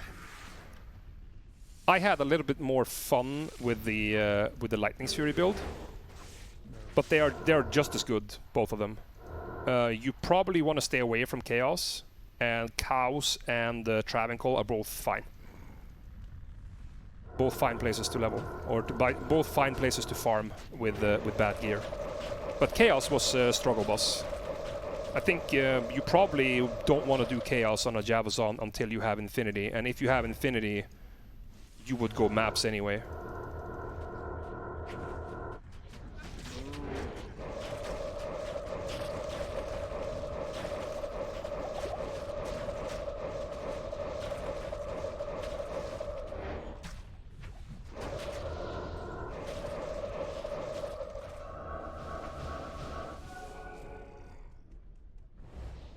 Alright. Oh, we don't have any mana potions here, but that's fine. Yeah, everything is gonna come out. I have all the endgame builds. They are on my YouTube channel already. But the budget builds, that's a compilation that's gonna come out tonight with all the builds that I made today. And I tested every single class. Most efficient area or most viable area to farm with 15 to 20 hour game time gear. So this is what we're doing now. This is the 5th character we're testing. The Corpse Explosion Necromancer. It does struggle a lot with bosses though. So this is a real struggle boss. I think I would probably stay away from Chaos if I would give you guys an advice until I get better gear. Because the struggle boss here is real with the amount of damage that he can take. Even with Amp. Yeah, but can you do it consistently with Urdars? I'm not sure. What better gear changes it? Infinity. Just like I mentioned before with the Javazon, I wouldn't farm Chaos without Infinity on a Javazon. You can go with Urdars, but the likelihood is that the Urdars would probably despawn before you can clear Chaos with this low gear.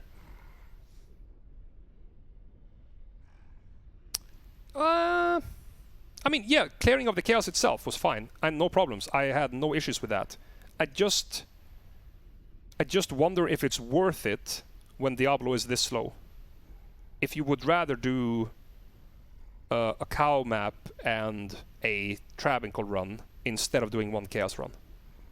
I'm talking specifically in the early game here, and you know what you're after is high runes. You want to make your rune words, you want to make Infinity, you want to make Enigma probably, or similar things. I'm not sure if Chaos run is worth it at this low gear level. I might have stuck to cows and Trav. But the conclusion here is Teeth and Bone Spear are both okay builds, but without a shadow of a doubt, the Corpse Explosion build is definitely stronger. I think Corpse Explosion is the strongest build for the Necromancer when it comes to early gear or early ladder and low gear levels farming. You can check the beginning of this segment if you want to check the gear again. So that was the Necromancer. We have 2 classes left. That is the Paladin and it is the Assassin. Alright, time to test the Assassin. We have the same gear as any other character with the Insight Nightmare quality base. We have 2 crafteds here. It's Safety Helm, Safety Armor. We have Blood Gloves for the Leech, we have Blood Boots for the Leech, and we have a random crappy String of Ears. In the Character tab, we have nothing on our swap. We have Lore plus 1 skill, Amulet, we have Treachery. We have a Crescent Moon in a 1 Lightning Sentry base. Blood Fist, some random rare rings, a FCR crafted belt, and some rare boots. The inventory is just random charms that you would have been likely to pick up while you are played your journey through the game. Our build, we chose to go lightning traps this time. I have done a video on endgame gear for Wake of Fire.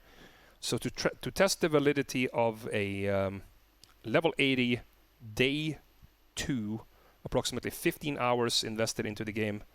We have a 50% chance to block here because we are doing a hardcore simulation build.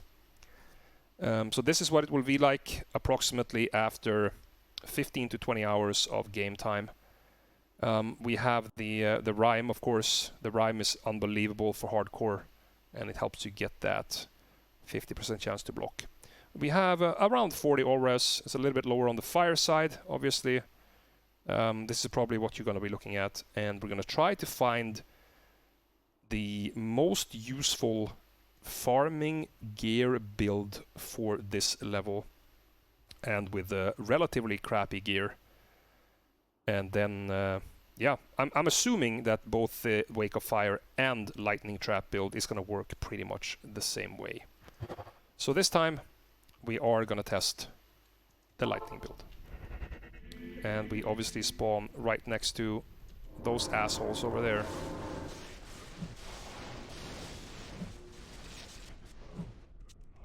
So I don't know what I deserve, what I've done to deserve that, but that happened. Let me just get down here. I need to restart this in a way because we spawned right next to the Cow King, and that was not a good time. That was not a good time. But outside of that, as you can see, this is a fairly straightforward, and it's a decent build, I would say. We got a little wrecked when we spawned right next to the Cow King, but that is understandable. With this gear level, we're not gonna have the damage to take down Cow King straight off the bat. But yeah, no infinity. You're not gonna have infinity on day 2. So absolutely no infinity, no nothing. We have very, very cheap, easy to get gear. But this works perfectly fine. Absolutely works perfectly fine. I have nothing to say against this build at all. Surprised it does as good as it did, honestly. I mean, you can technically find stuff like that pretty early, but as an average for people that want to see where these builds are strong, this is legit. Obviously not when you get your mercenary trapped with a Cow King in here, but that's not a big issue. I think that we can safely say that the Lightning Trap build is gonna be fairly strong for cows. I'm assuming it's going to be the same for the Wake of Fire. I don't feel the need to test any of the melee builds. The melee builds are just going to be... you're going to be forced to do some sort of caster build early on to farm your gear anyway. Maybe you will even want to do a Sorceress to farm your gear for your Assassin, and then you take it from there when you get better gear. But yeah, definitely cows is a thumbs up from me for the Lightning Trap build. And I am assuming that it's the same for fire after testing the fire in the end game a few days ago. So that is a home run. Actually, bosons are so strong, I don't care to test them. There's no point.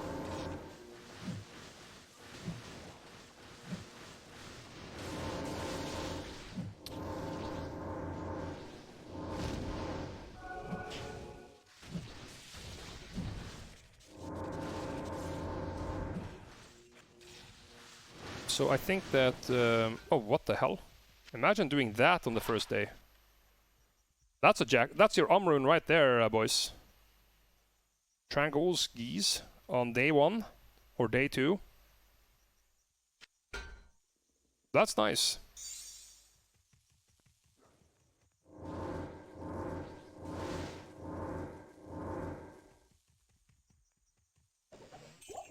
So let's see how we fare against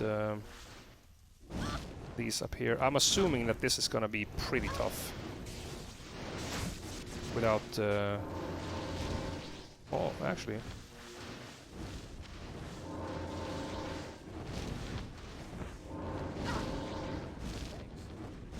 The big problem here, yeah, is the fire damage on the mercenary. Our damage is fine. I have nothing to say about that.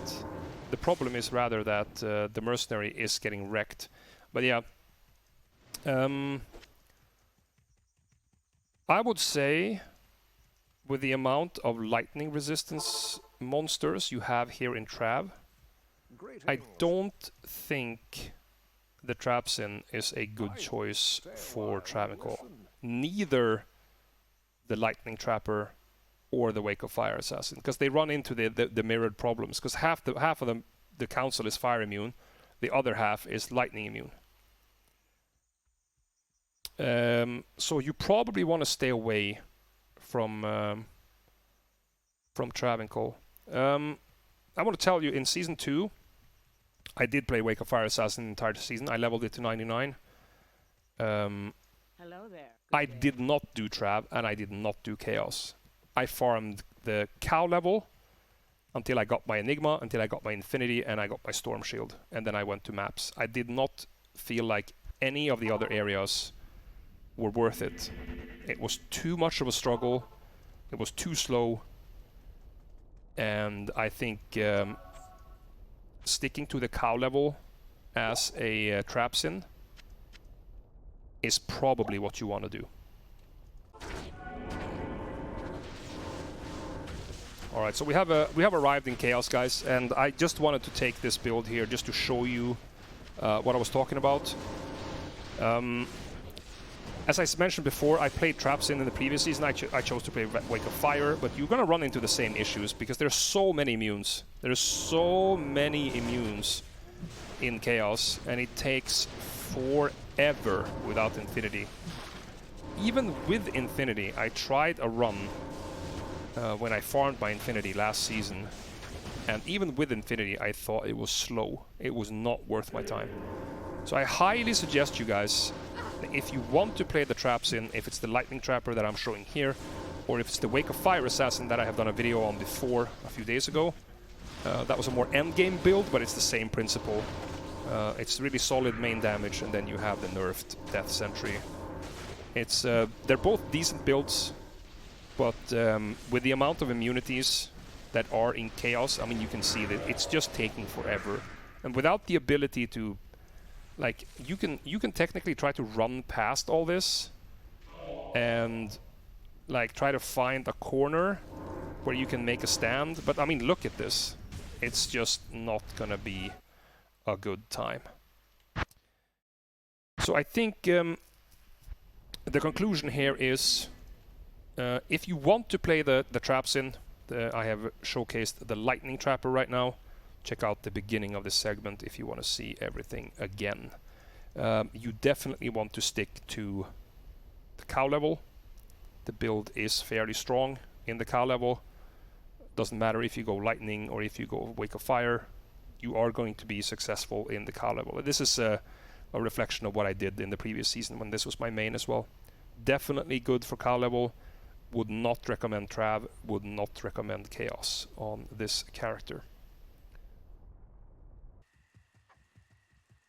Alright, here we are. So it's time to test the last of the characters for a suitable place to farm items in the early game. Again, we are level 80. We again have 50-something% chance to block. The mercenary is the same. Insight, Nightmare Base, it's a partisan. Crafted safety helm and armor. Blood gloves and boots. And then we have a crappy string of ears in the middle. The character has Spirit in Sword and Shield. We have a 1 skill with Cold Dress Amulet. We have Lore. We have a crappy Viper with a Ral. Mage Fist. Random Tri-Res. Ring. We have a FCR crafted belt. FCR ring with dual res. And some rare boots. And the inventory is exactly the same as all the other characters you have seen. It's basically just like random charms you would have picked up on the way to hell. Hey, Leaky, thank you for the raid. And welcome to the Holy Bolt test. So let's do it. Let's see how this goes. this doesn't... this doesn't seem... oh, like these were elites. But yeah, this is definitely... definitely on the struggle bus here a little bit. Let me just clear these out. And... make sure that I don't run into an elite pack immediately when I get out of the portal.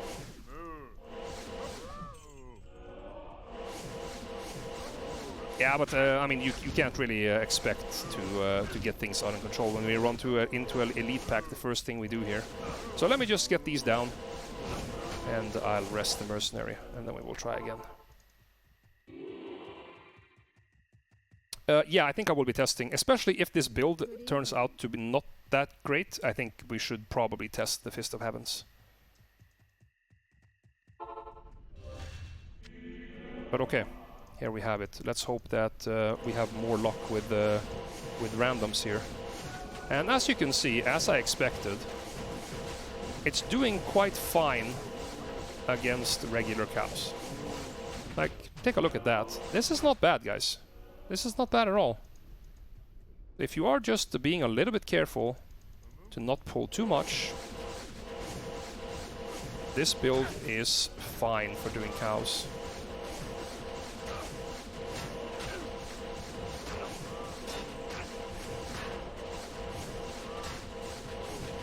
It's not the fastest build I have seen, but it's definitely doable.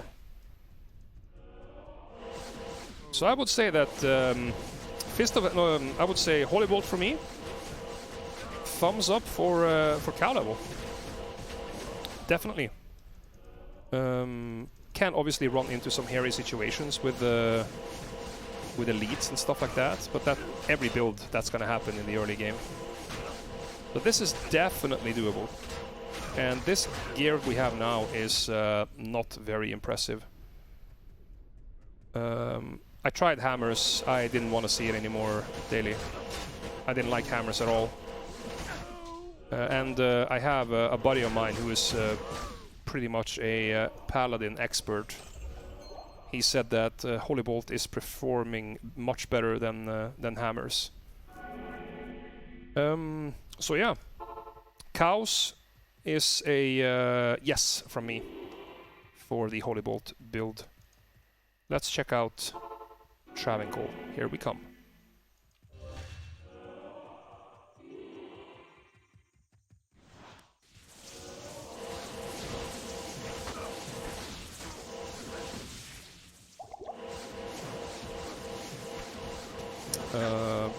Fairly easy to clear out this stuff. The good, or the very beneficial thing with playing Holy Bolt is obviously that it's magic damage. You have no or very few natural immunities. And you know, if the mercenary runs off to Narnia, like he did here. Oh, we have a conviction here. That is probably going to be a remake. I would definitely recommend you guys, if you're playing hardcore, do not dick around with conviction in Season 3. You are going to get murdered.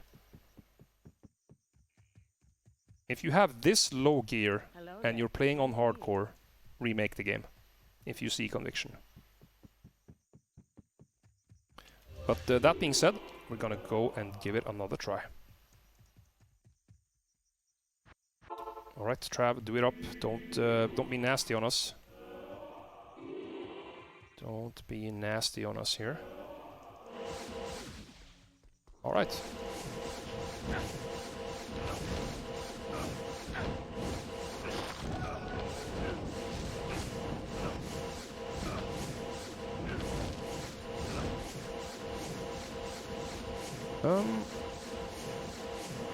Seems to be fine. Surprisingly fine, actually. The direction of the attack is a little bit awkward, but if you can do so that you can pierce and shoot a lot of these guys at the same time, that was a positive surprise there for me. I did not expect the... I did not expect the Holy Bolt Paladin to be that decent at Trab.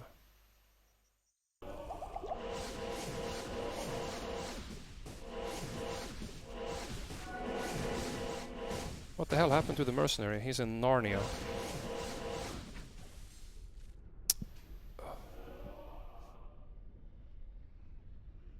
But I don't like to joust into packs of mobs when I am low geared. I just think that is an unnecessary risk when you're playing on hardcore. But here we are, start of Chaos. Let's test the Holy Bolt Paladin in Chaos. I do think that it's gonna do fairly well here, and as you can see, this is... it's slaying quite well, I have to say. Obviously, this is not a 40 skill Holy Bolt, but Holy Bolt is definitely viable to clear Chaos. Now, it's not necessarily stronger in River, it's just that it's a lot more awkward because I don't have my Mercenary there. The design of River makes the Mercenary run to Narnia. And it doesn't come with me.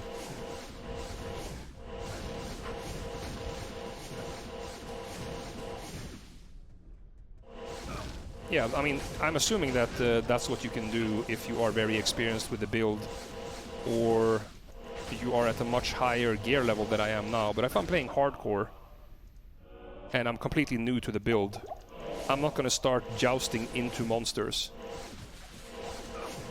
That seems very counterproductive to what I'm trying to do. But of course, if you are confident enough in yourself and your playing capabilities on this build, obviously play the game as aggressively as you want to. Definitely gonna help you speed up your clear speed. But for myself, being completely new, I'm gonna give a pass on that one. But I think that this is also a viable, very viable place to farm with the Holy Bolt Paladin. Very surprised on how good this is in Chaos with this bad gear, or this early game gear.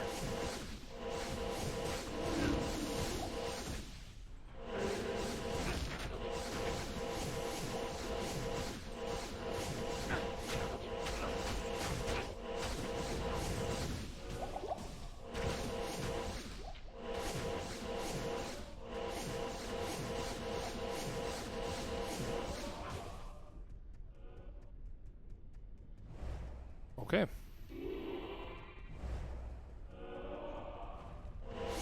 Oh, yikes. Ran past my mercenary. Not good.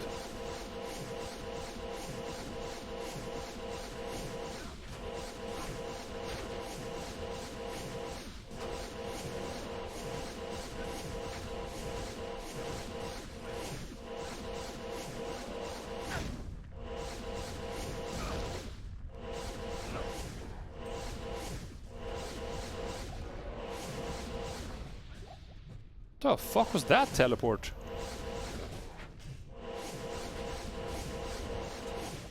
Yikes. Yes, I will be fisting all the heavens momentarily. Just give me a minute here. I want to try and see how my damage is against Diablo himself.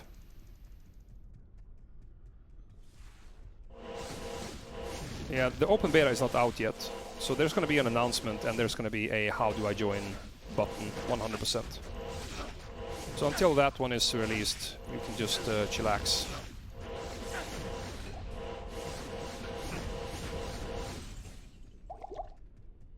Get myself some... oh, snap.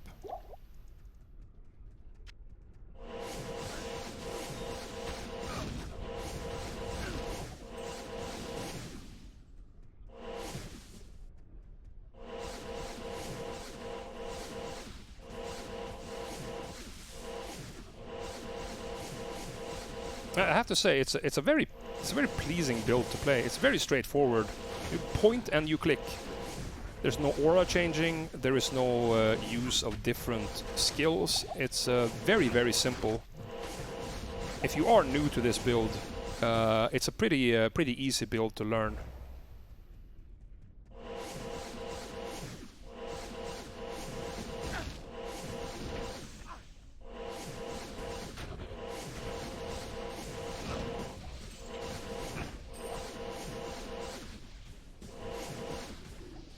Oh, I forgot to change back, sorry. Nice holy shield, yes. The best.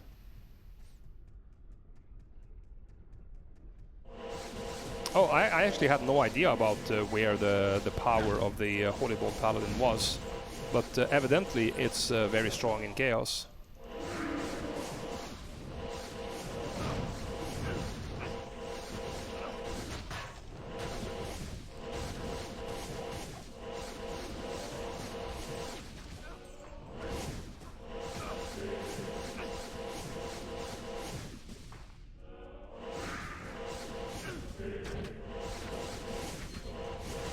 But this is like every freaking minion type, it doesn't really matter. It just slays everything.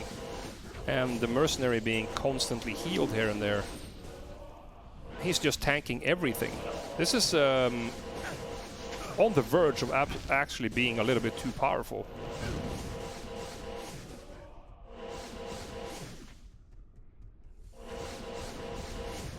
Well, the difference in the throw barb though was that it was very susceptible to the mercenary dying. Well, this build is not. The mercenary literally does not die because he gets healed so much, right?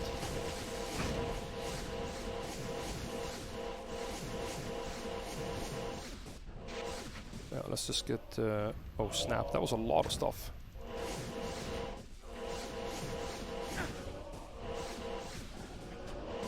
There we go. Just run over here. Kick the baby.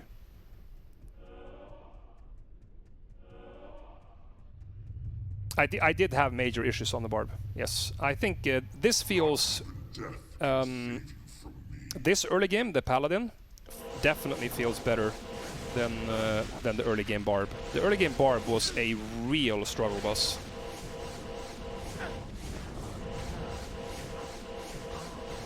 Wow. Surprisingly... Oh, I don't want to get melee hit here. I have pretty good damage against this guy, I would say.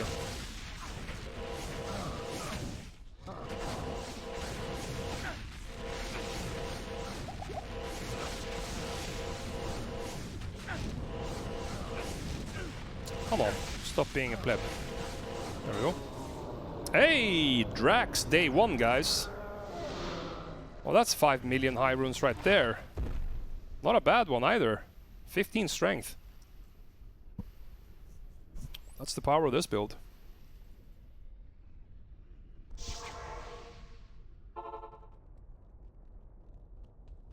So, conclusion. Holy Bolt Paladin. Very strong as a initial farming build. Strong in cows. Surprisingly good in Trav. Not elite, but I would say solid. And possibly the safest to farm Chaos with. Surprised me in Chaos as well. And also, you know, obviously very good on narrow hallways because of how the Holy Bolt shotguns. But we're gonna do a quick swap to the Fist of Heavens build, and we're gonna compare it quickly to see how it is. Alright, so here we're gonna try the Fist of Heavens with lightning resist aura. And let's check out how that's gonna go.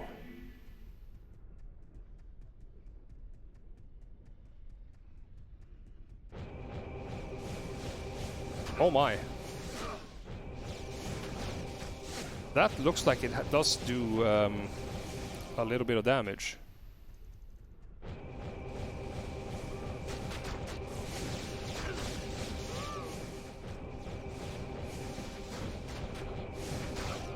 There is no mana issue. You just swap to Redemption for half a second to make that tick, and then you go. You're good to go. This is as far as I see, this is more damage. This is probably a better way of playing this build.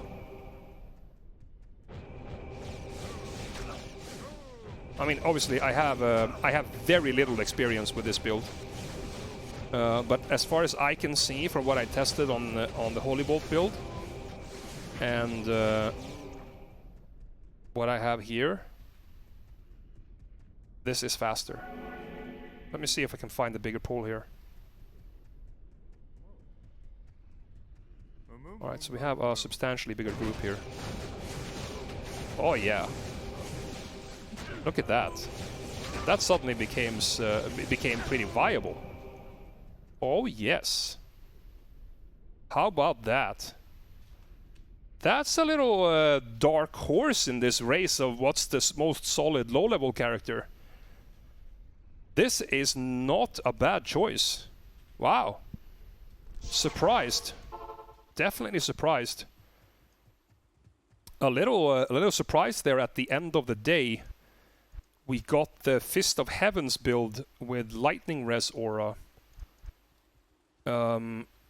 Absolutely murdering cows. If you guys are playing Paladin this season and you realize that you cannot play a melee build to farm your gear, check out the Fist of Heavens Lightning Res Aura build. Very, very nice. Very big surprise for me.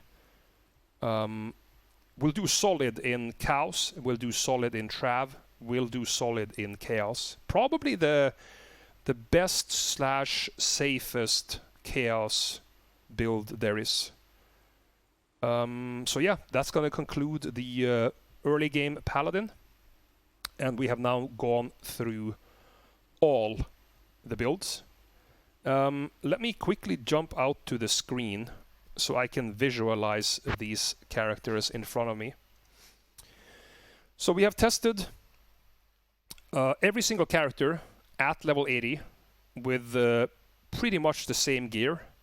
And I think that in first place, strongest low-level build I saw, in my opinion, is the Wind Druid. Very, very high damage, very good control with the hurricane slowing down everything around you, and the mercenary like stands on the edge of the hurricane, so as soon as monsters reach your mercenary, they get slowed down, makes him take a lot less damage. The Twister will just mow through everything. For me, Wind Druid comes out as the strongest level 80 bad gear farming character when you consider Chaos, Trav, and Chaos. I need to note that I purposefully did not test Boazon, because Boazon is very, very strong. I didn't see any reason to test it. That being said, the number 2 spot for me is pretty...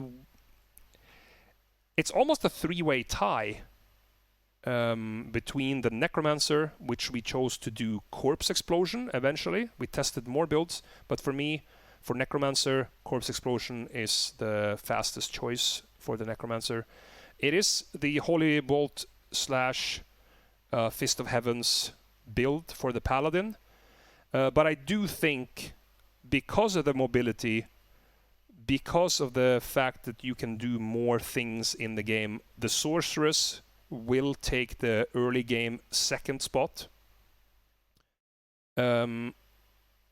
She can farm Andy, she can farm Meph.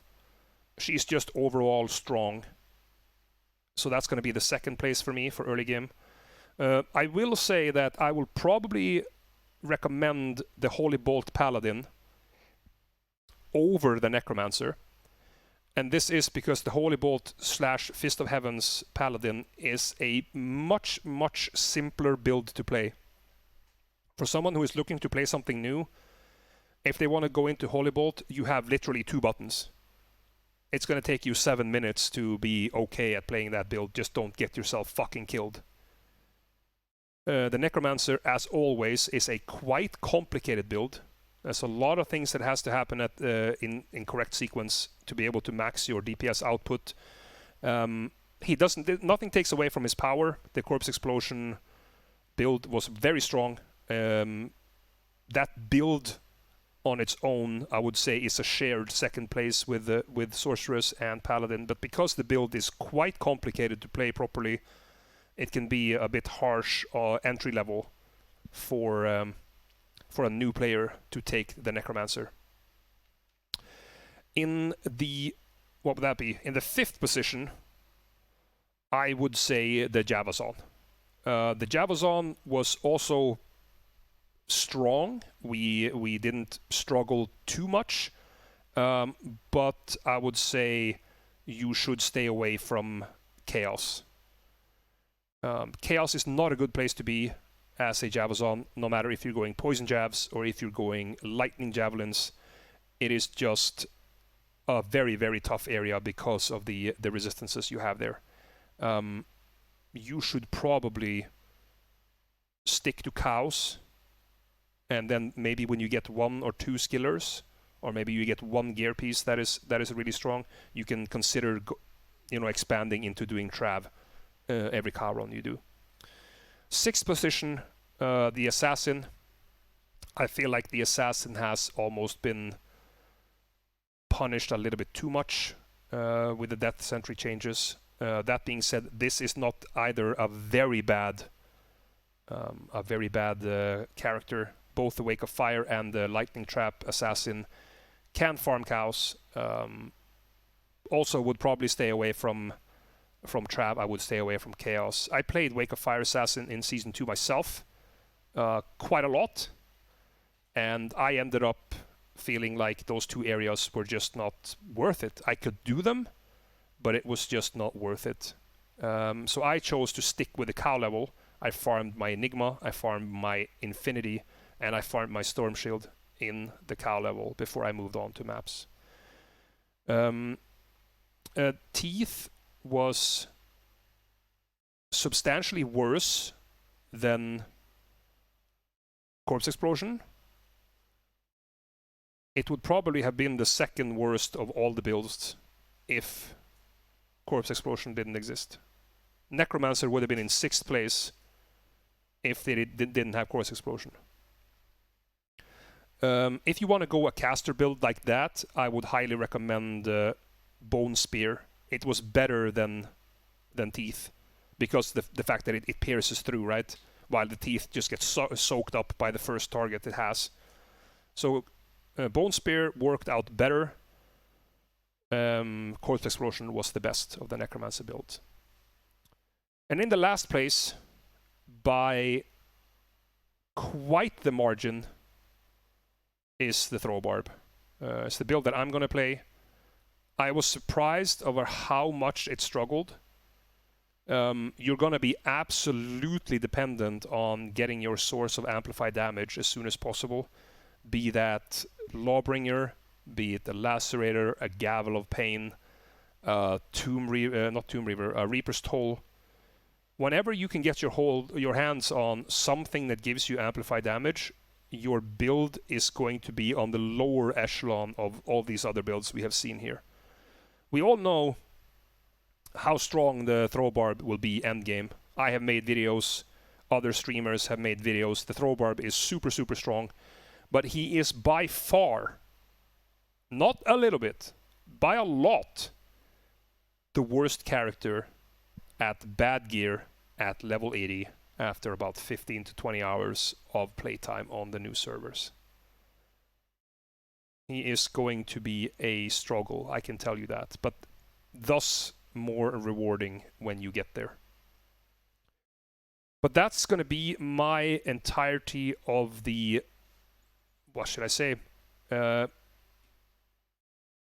early game farming areas video. We have tested every single character, the builds that I thought would do the best. We have ranked them.